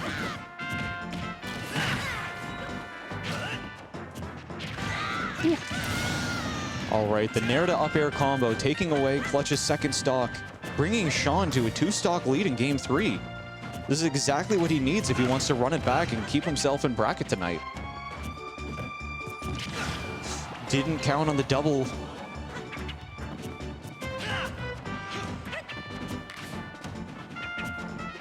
Clutch lands one of these falling fair ones. Or even one of these bombs into a fair. All he needs is one of those fair twos to finish it off. There it is. Clutch is down 1 stock in game 3 against ShaaaawnCena. This is Sean's tournament game.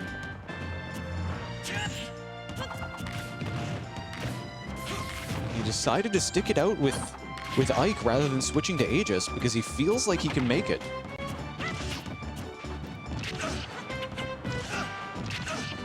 Good catch with the down tilt from Clutch. It's not the easiest to catch people with tilts while you're on platforms.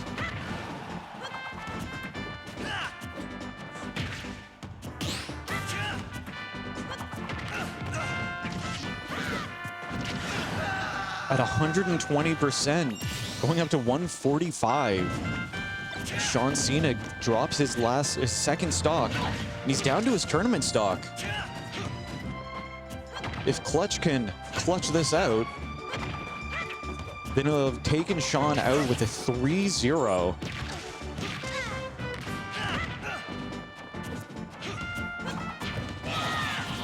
And then he'll be up against Middnights in losers finals. So we're getting pretty close to the end of the evening. Sean's going for the kill. Yeah, catches him on the recovery. That's so far out of these 3 games. Sean has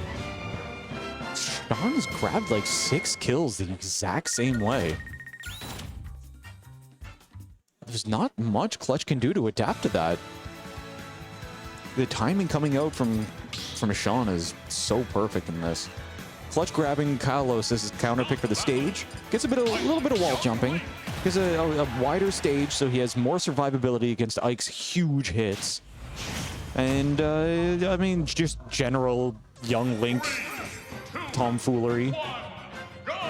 So here we go, hopping into game 4. Let's see if things are any different in this game.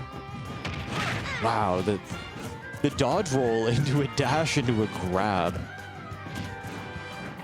Sean's really mixing things up this time.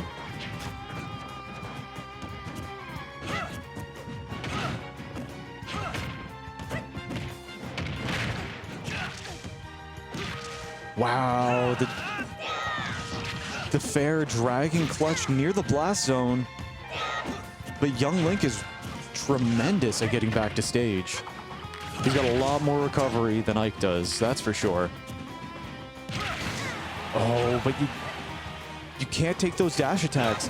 If you take another one of those as young Link, you're going to get finished off at anywhere above 100%. If it wasn't for Kalos' huge range, the really wide blast zones, he would not have survived that. So it was definitely a good counter pick for the stage from Clutch. Oh, the fair 2 finishing off the first stock, bringing Sean down to 2 stocks left.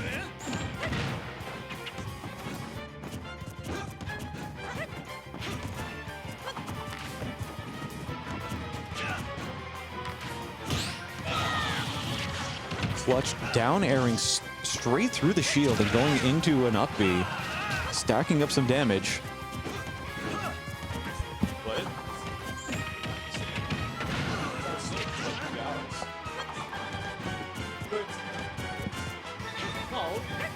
Sometimes you get a stand, it lets you stretch, you know?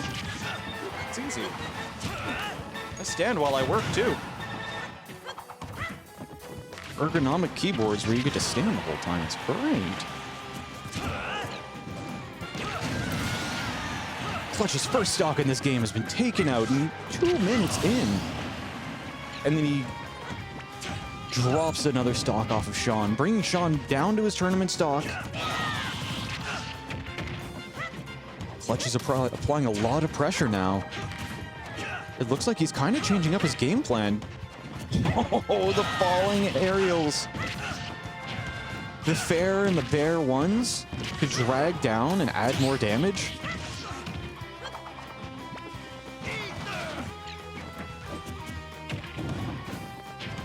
Oh, Sean has to be so careful.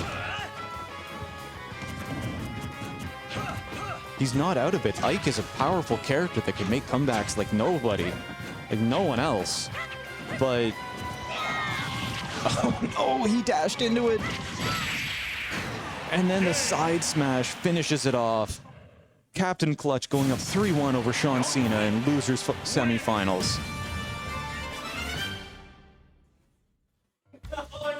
This means Clutch is up against Middnights for the rematch.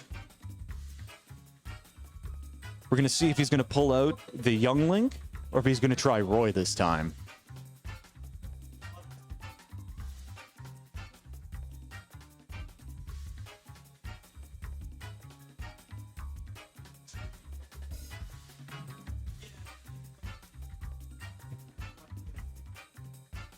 Okay. Well, I do believe we only have 2 sets left tonight. We have Middnights versus Clutch, and then the winner of that versus Shuck3y. Shuck3y running Min.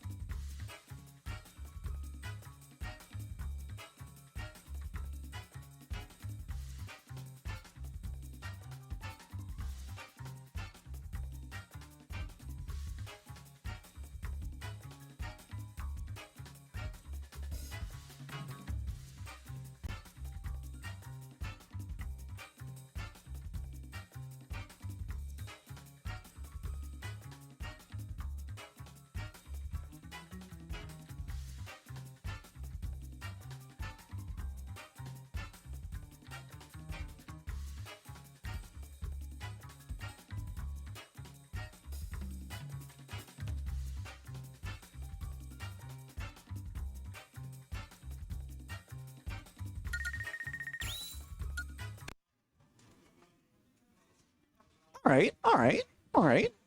We got Clutch. We got Middnights. We got losers. Finals. Losers finals. Right? That's what we are? Yeah, we're in losers finals.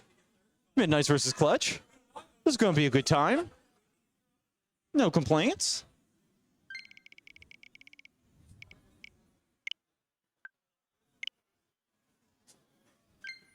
Do a quick resync of controllers before we hop into game. Both of these players definitely have their names and tags and controls already set up, so it shouldn't take long to hop in game for them.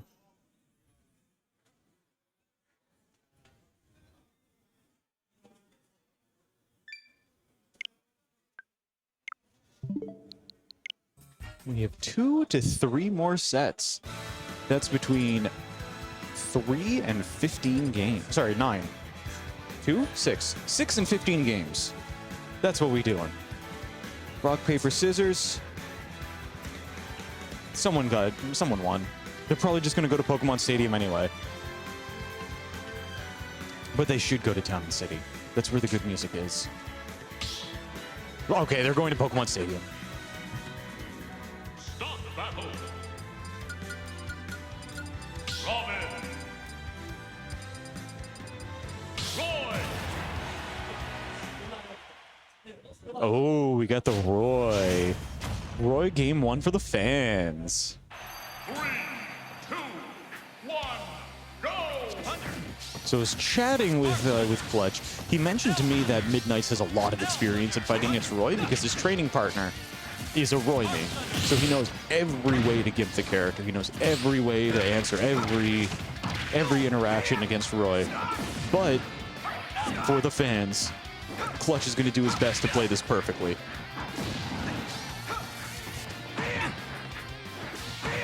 See, he's going for the early Thoron charge up.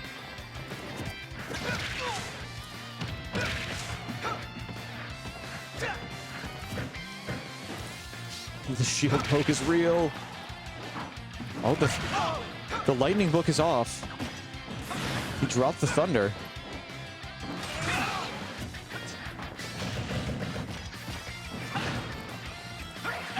This is pretty even, but one stray hit from Roy could easily finish off Robin.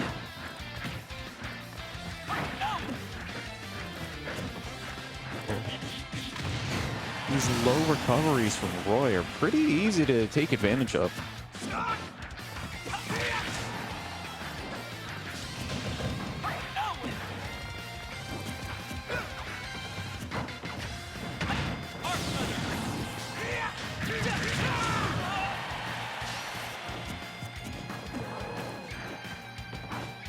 This is not easy for Clutch to get in.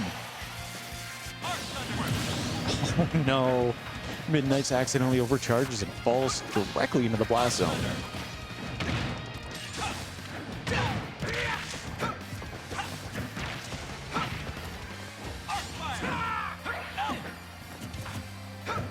Another interesting interaction that you get with Roy, because all of Roy's swings are so strong, they actually cancel out a lot of projectiles. Projectiles get canceled out depending on how much damage comes onto them. So the fact that these fire spells are getting knocked off so easily and so cleanly, it's a huge advantage for Clutch. Oh, nice dodge through the lightning.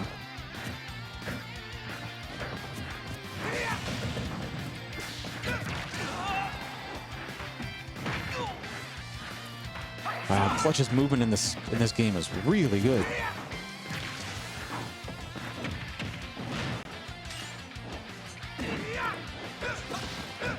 All right.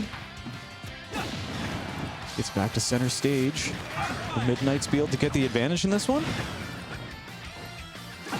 Waiting out the air dodge and taking that stock with a fair.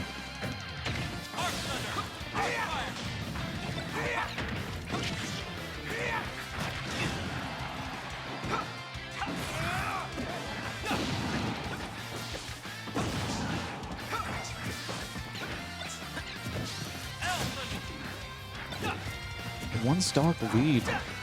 This is gonna be hard for Clutch to stay in it. Wow, the DI coming out from Middnights, not letting Clutch grab that kill.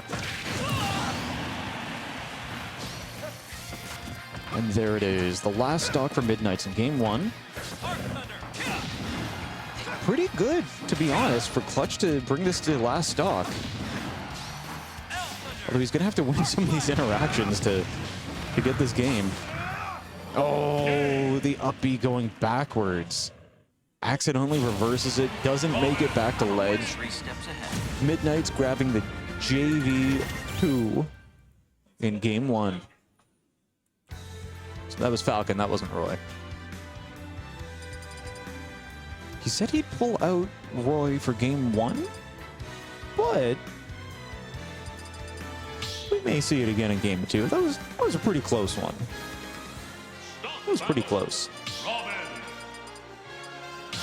All right, Clutch is going with Roy again. Very nice. You got to work on those plays. 3, 2, 1, go!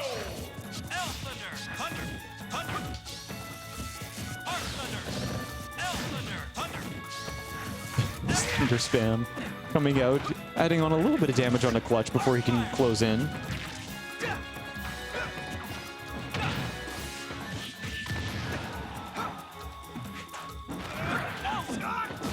Midnight's going low. Landing a lot of these interactions. All these 11 swords are stacking up the damage and with a shocking kill to finish it off. Ooh, the up air sharking just barely underneath ledge.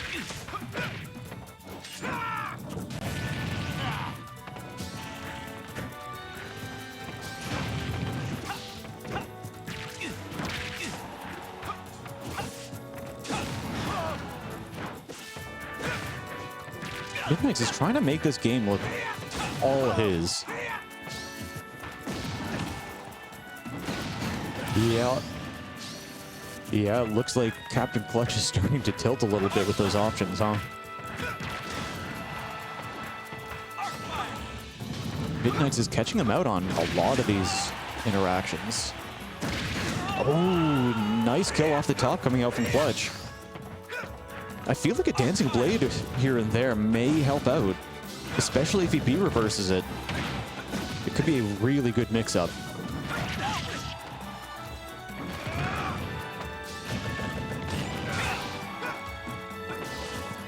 Yeah, Clutch needs to figure out how to switch up the timing on these attacks. His combos are always coming out in the same order, and it's not too difficult to read. I mean, if you're getting hit by Nosferatu, then your enemy's definitely got a read on you.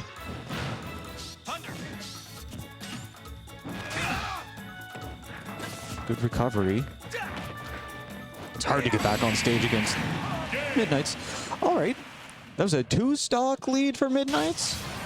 It seems our fates are joined.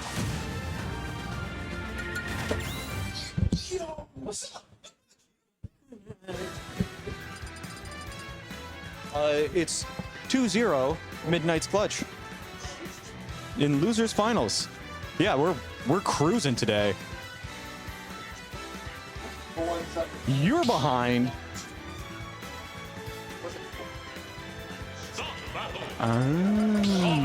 Man, that's what happens when you join like 3 brackets. Yeah, we're down to the last 2 sets. Yeah, but he's been in chat a little bit. So he's here in spirit. Here we are, hopping into game 3 with Midnights versus Clutch. Losers finals. Clutch brings us back to he brings us to Battlefield, but he swapped over to Young Link. Maybe it'll give him a little bit of a switch up here. Give him more of an advantage, a change of pace. Because he was getting caught out on a lot with Roy in game 2.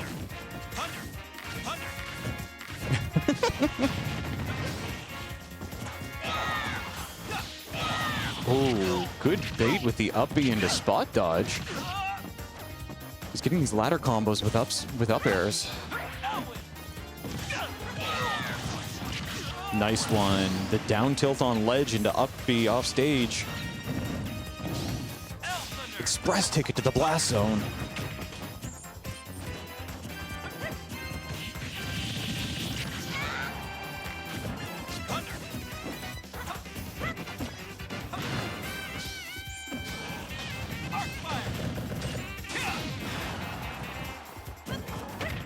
Clutch is picking some unsafe options on shield.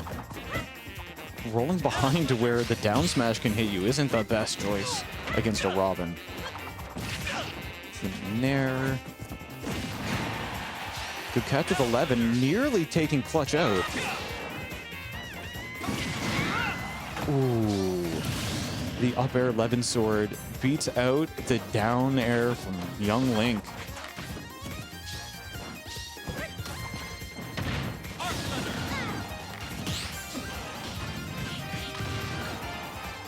gentleman's jab sends Clutch off stage. And with those arc fire combos, the arc fire ledge traps. Wow, that arc fire was so close to hitting Clutch in the face. Good on Middnights to wait out the air dodge and hit him with the forward air, grabbing him a one-stock lead in this game. Wow, the iframes. The iframes from respawning. Sorry, the iframes from the throw. That's what that was. Okay, Clutch trying to shake it off. It's his tournament stock now. He doesn't want to drop this one.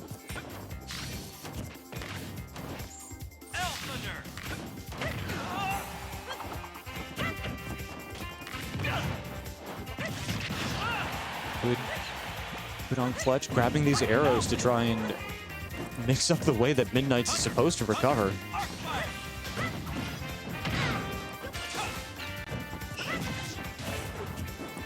Nosferatu going wide.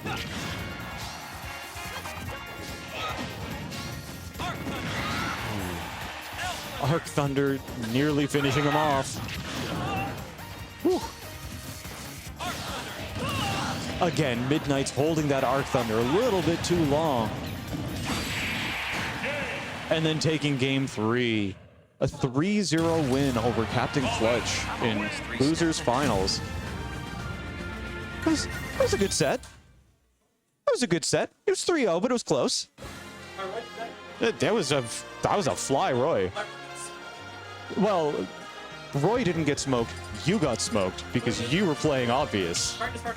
Yeah, but you played really obvious in game 2. You got caught out a lot in game 2 because of the.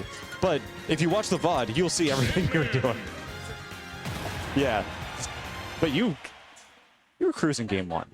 Game 1, you almost got that. You know what? You can commentate with me now. You're out. 3, 2, Hell yeah. 1, go!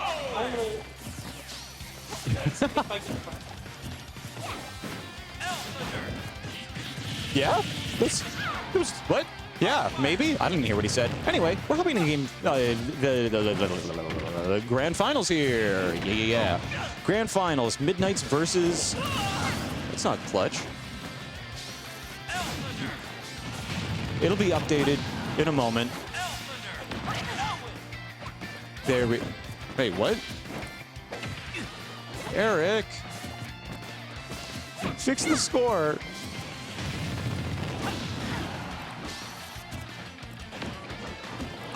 Alright, well, we'll get Clutch out of there in a mo. But we're on Pokemon Stadium 2 for Game 1 of Grand Finals. If Middnights wins 3 games, he gets the reset.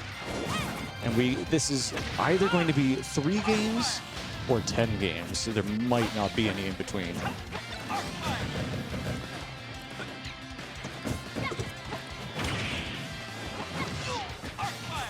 Middnights is already down 1 stock, but at 125%. The graphic is wrong, and I'm waiting for somebody to update the scores on their side. I'm waiting for Clutch to maybe go over and report the score properly. Eric's yelling at people.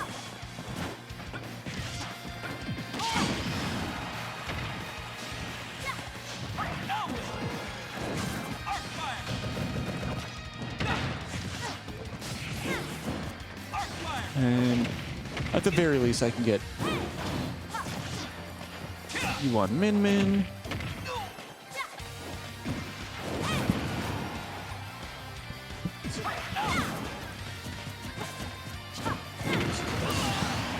You update the scores because right now we have Shuck3y versus Clutch in Grand Finals. 3-0. 3-0, but it was close. All right. All right. Sherlock is going to go fix that up right now. Yo. Okay. 1 stock each. That's what we want to see. We got a grands, boys and girls.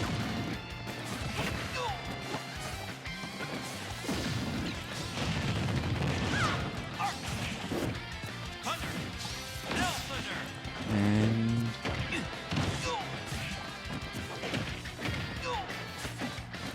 They're still working on it. Alright, well both fighters are pretty even here. One stray hit could take either one out. An arc fire into anything. Or a dragon smash, a megawatt.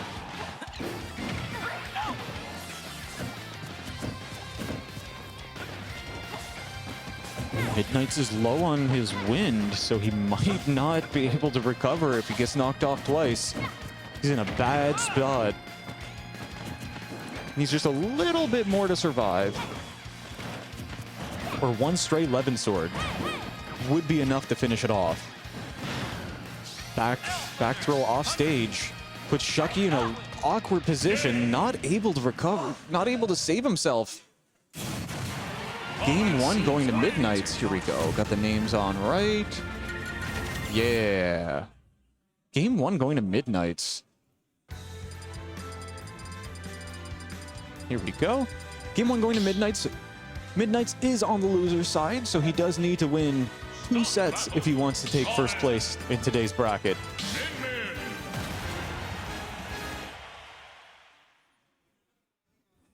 Shuck3y did claim he's going only Min this week. Second place, not bad. Not bad for a new character. Game 2, Pokemon Stadium 2 again. Here we are, folks. Game 2 of Grand Finals.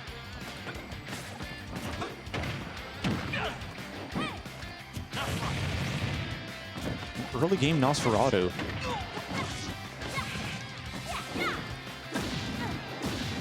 Double Levin sword adds on quite a bit of damage coming out from Robin.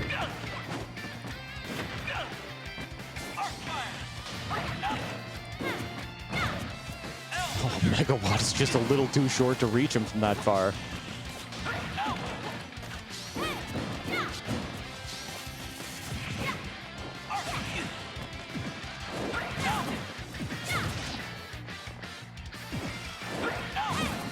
The low recovery from Middnights gets him back on stage. But I guess it more or less put him above stage. On stage.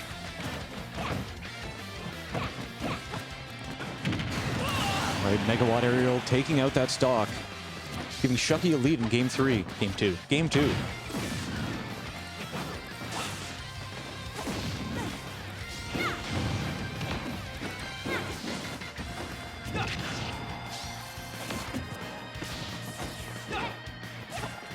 A lot of action, but not much hitting in the second stock. A lot of swings going wide here.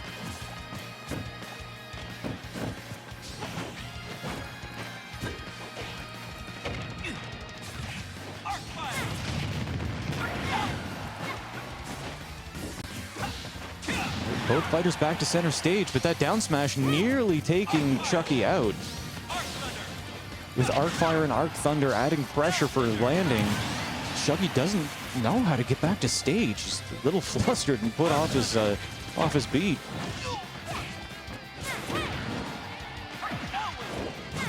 Wow, fantastic Arc Wind coming out from Middnights, setting him back mid-stage so he doesn't get hit by those arms. But at 100%, there's not much he's going to be able to do to keep this stock.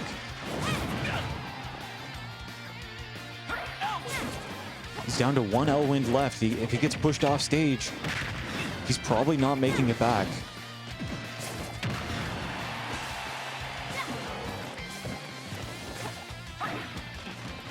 All right, he resets his L-Wind.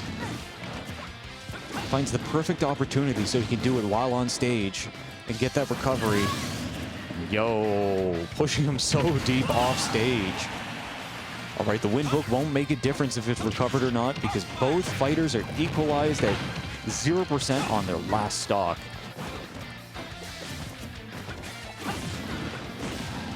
These Levin sword combos adding up so much damage onto Shuck3y.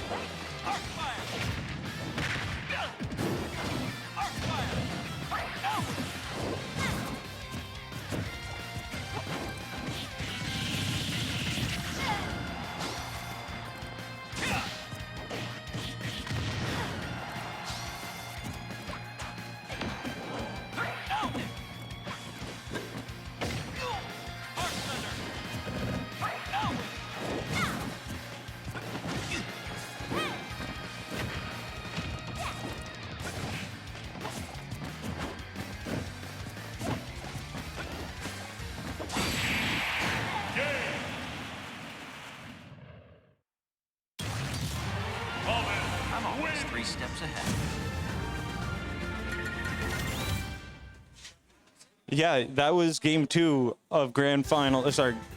Yeah, that was game 2 of grand finals going to Middnights. Middnights has won 2 out of 2 of the games thus far. Like, if you look back, in winners finals, Shuck3y won 3-1 over Middnights, and now Middnights is 2-0 over Shuck3y.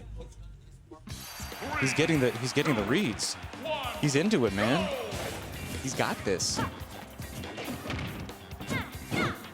After 6 rounds, after 6 games, Middnights is getting the reads on this Min-Min.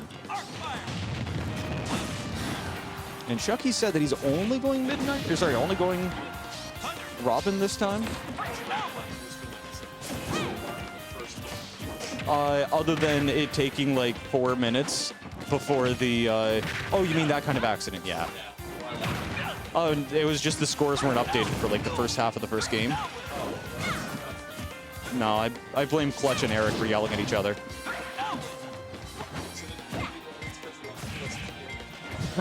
You hear that, Roch? It's your fault. Palu Robin isn't necessarily bad for Palu. I believe Shuck3y generally wins those matchups. I'm pretty sure he has the lead on their matchups in Palu versus Robin. Yeah, he's doing solo Min-Min this week. Yeah, just like he said on Tuesday he was going to be playing Steve, but he pulled out the Min-Min instead. So we're getting all Min-Min today. Well, there's a revenge kill, so they're even in stock thus far.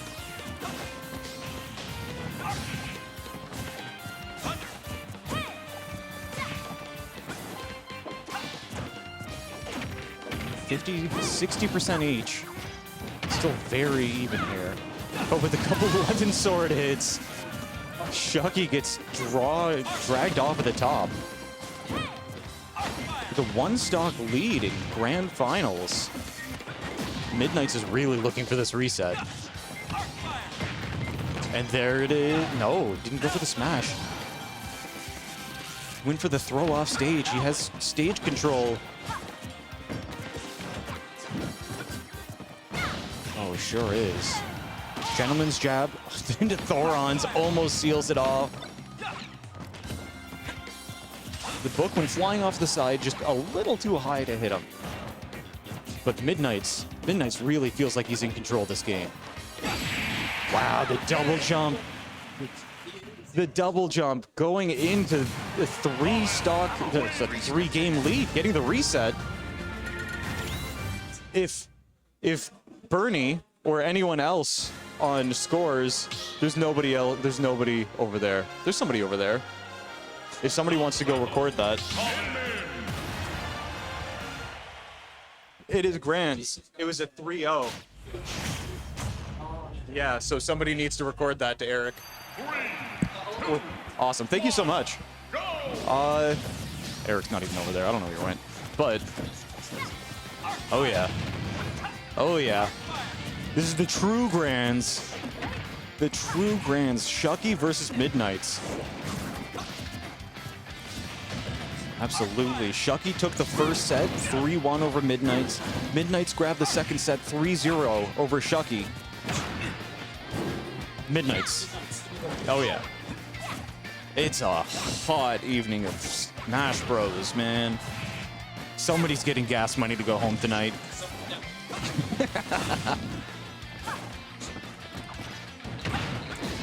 It'd be funny if they both lived on campus. It's great gas money. The set count tonight, right now, this is True Grands. I think they reset it. There we go. It didn't do it. Please. If I do this, there we go. No, it's still not resetting. So this is game 1 of grand finals.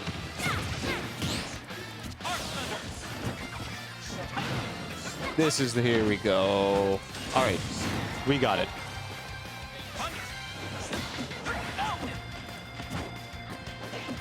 Right Middnights is down 1 stock, but he has enough damage to take a kill.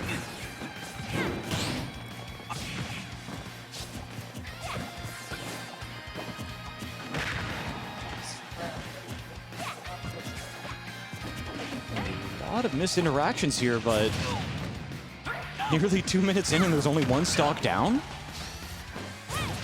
Oh, 2 stocks. Hard to recover against that.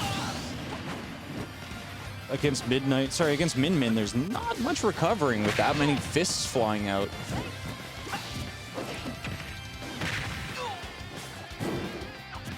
But again, Shuck3y has enough damage to be taken down. And a 1 stock deficit isn't that big of a deal.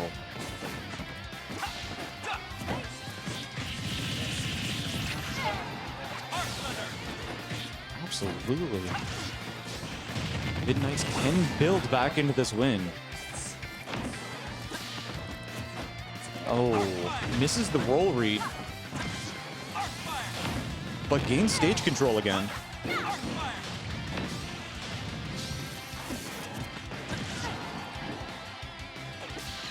Whoa. Midnight threatening Shuck3y off stage. Helps him get the Gimp kill at low percent. The 11 swords. Oh, man, the combination of the fire plus 11 sword make it so hard to keep low damage. That's the death right there. Game 1 going to Shuck3y in Grand Finals. The Grand Final reset.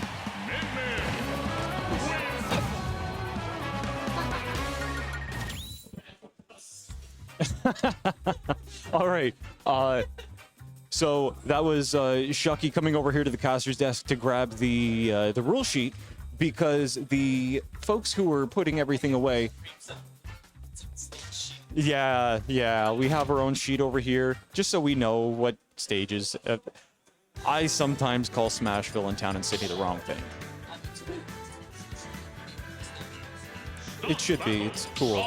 We should go to Castle Siege. No Hazard Castle Siege. That's my favorite. Castle Siege is the #1. I love it. Yo, back to Palutena? All right. I guess Shuck3y. Well, it was I mean, he lost the first set.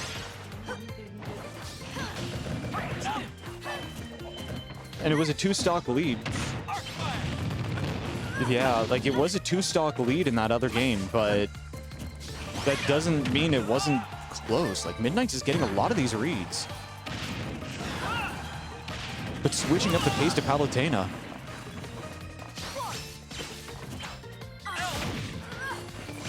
Explosive Flame is a great finisher for that.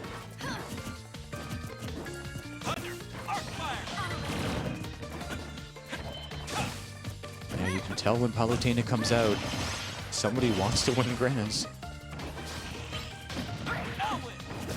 But this is a setup that, if anything, this is a rematch of what happened at Land of Hope. Because Middnights and Shuck3y faced off at Land of Hope for 3rd place, and Middnights won that fight between Palutena and Robin. So, for all we know, this could be Shuck3y trying to get the revenge.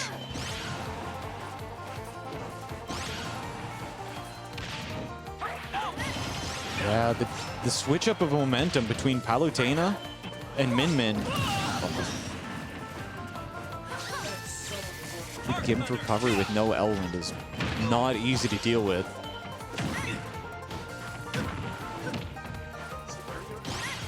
He already left. He left like 5 minutes ago.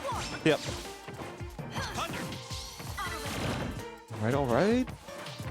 Middnights down to last stock in this game. Nearly a 3-stock coming out from Shuck3y.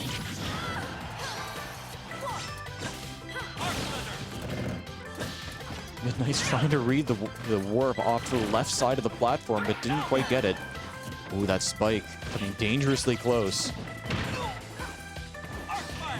Rapid jab, not going to do it, but A Gentleman's might be able to take him out off near the end, the ledge. Near ledge. That's what I'm saying.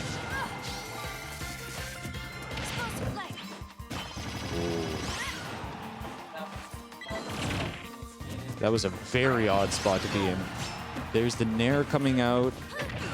No Elwind left, giving him a very linear way of recovering. Ooh, explosive flame coming out to the left instead of the right. Probably a misinput there. There we go, a kill coming off of Shuck3y. It's an uphill battle. This is a last hit situation for Middnights if he wants to stay in this game.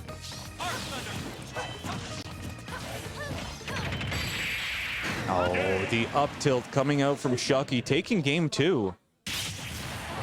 Putting Middnights on his tournament game.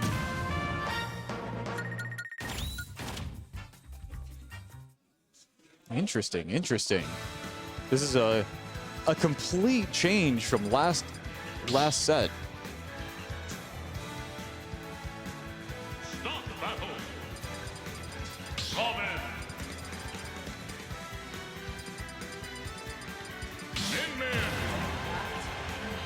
Oh, yeah, he just wanted the one game as Palutena to solidify his lead in this set.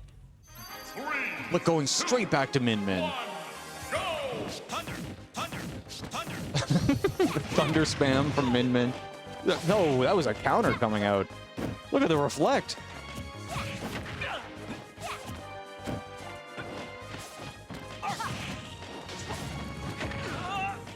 Okay, this could be the last game of the set. This could be the last game of set.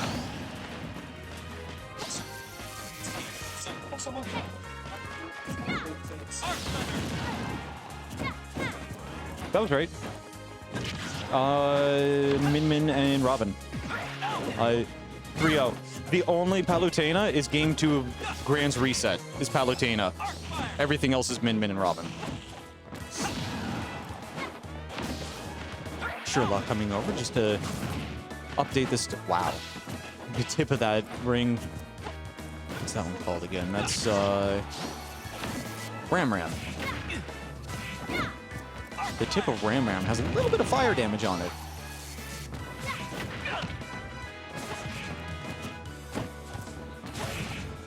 Yeah. Just can't get any of these fires or thunders in. He's not able to make any momentum in this set. And he took like 20 to 30% off of a reflected L Thunder. Oh, that's how it goes. You got to get the Gimps if you want it. If you want to stay in this. Unfortunately, he needs to win. Middnights needs 3 games if he wants to win this. He needs the reverse sweep. While he's on tournament stock. Almost. Nearly on tournament stock.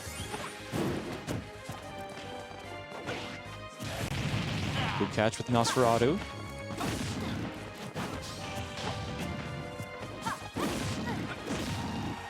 Levin dare to bear. Oh, he gets footstooled and almost drops.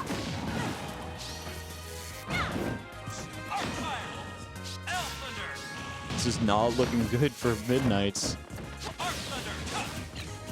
He has stage control. He has stage control, but he doesn't have Levin Sword. And he's almost knocked out. One Ram Ram. Yeah, this is tournament game for Middnights, quite possibly.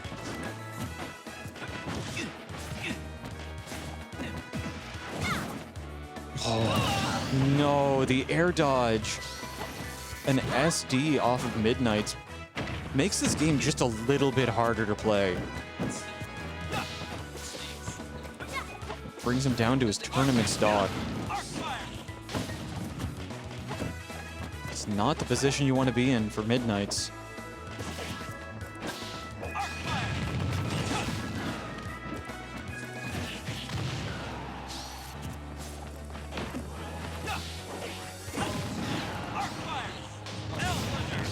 Middnights doesn't have Levin anymore, though. It just finished. He's down to his bronze sword. Well, he's getting a lot of pressure coming in from Min Min.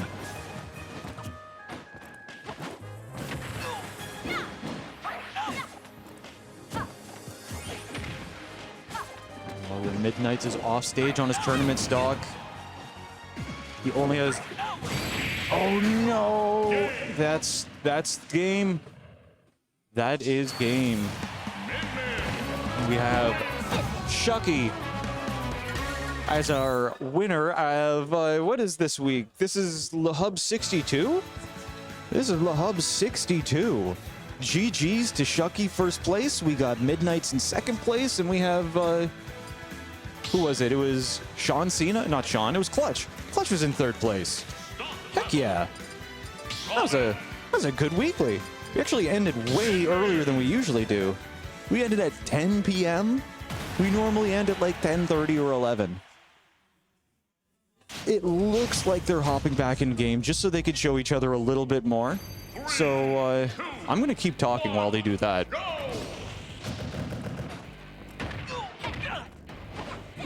So thank you everyone for coming out today. Anyone who's watching on the VODs, you're awesome. Thank you so much for that coverage. They're definitely just practicing, right? Yeah, they're talking during the set. So, yeah, thanks everyone for coming out today. Much appreciate your viewership. If you're into more Smash Bros, the PEI Weekly probably just finished like an hour or two ago, so feel free to watch their VOD. Friday nights is Green Door Smash up in Fredericton. Tuesdays is St. John's Smash Night at Heroes Beacon. And then I believe PEI has their monthly coming up this weekend or next weekend.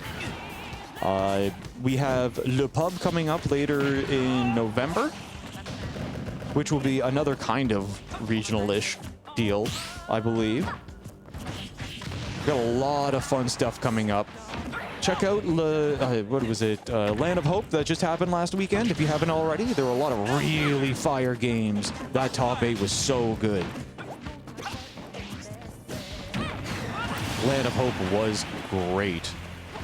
So, what am I going to do? I'm going to pull this out, and then I'm going to sit down in the chair and get myself on stream instead of these boys so I could say goodnights to everybody who's left. Peace out, Apple. Thanks for chilling with me. I probably should have thrown him on. Probably should have thrown him over there on the second seat. On Phil's seat. But here we are. Thanks, everyone, for coming out tonight. Thanks, Red Bull, for sponsoring us. Thanks, UTM, University de Moncton, for hosting us and letting us do all of this here. It's super awesome. This is such an amazing venue to have. Thank you again, everybody, for catching us on stream. I'm gonna transition back over to this so you guys can watch them. I'll see you all next week. Peace out.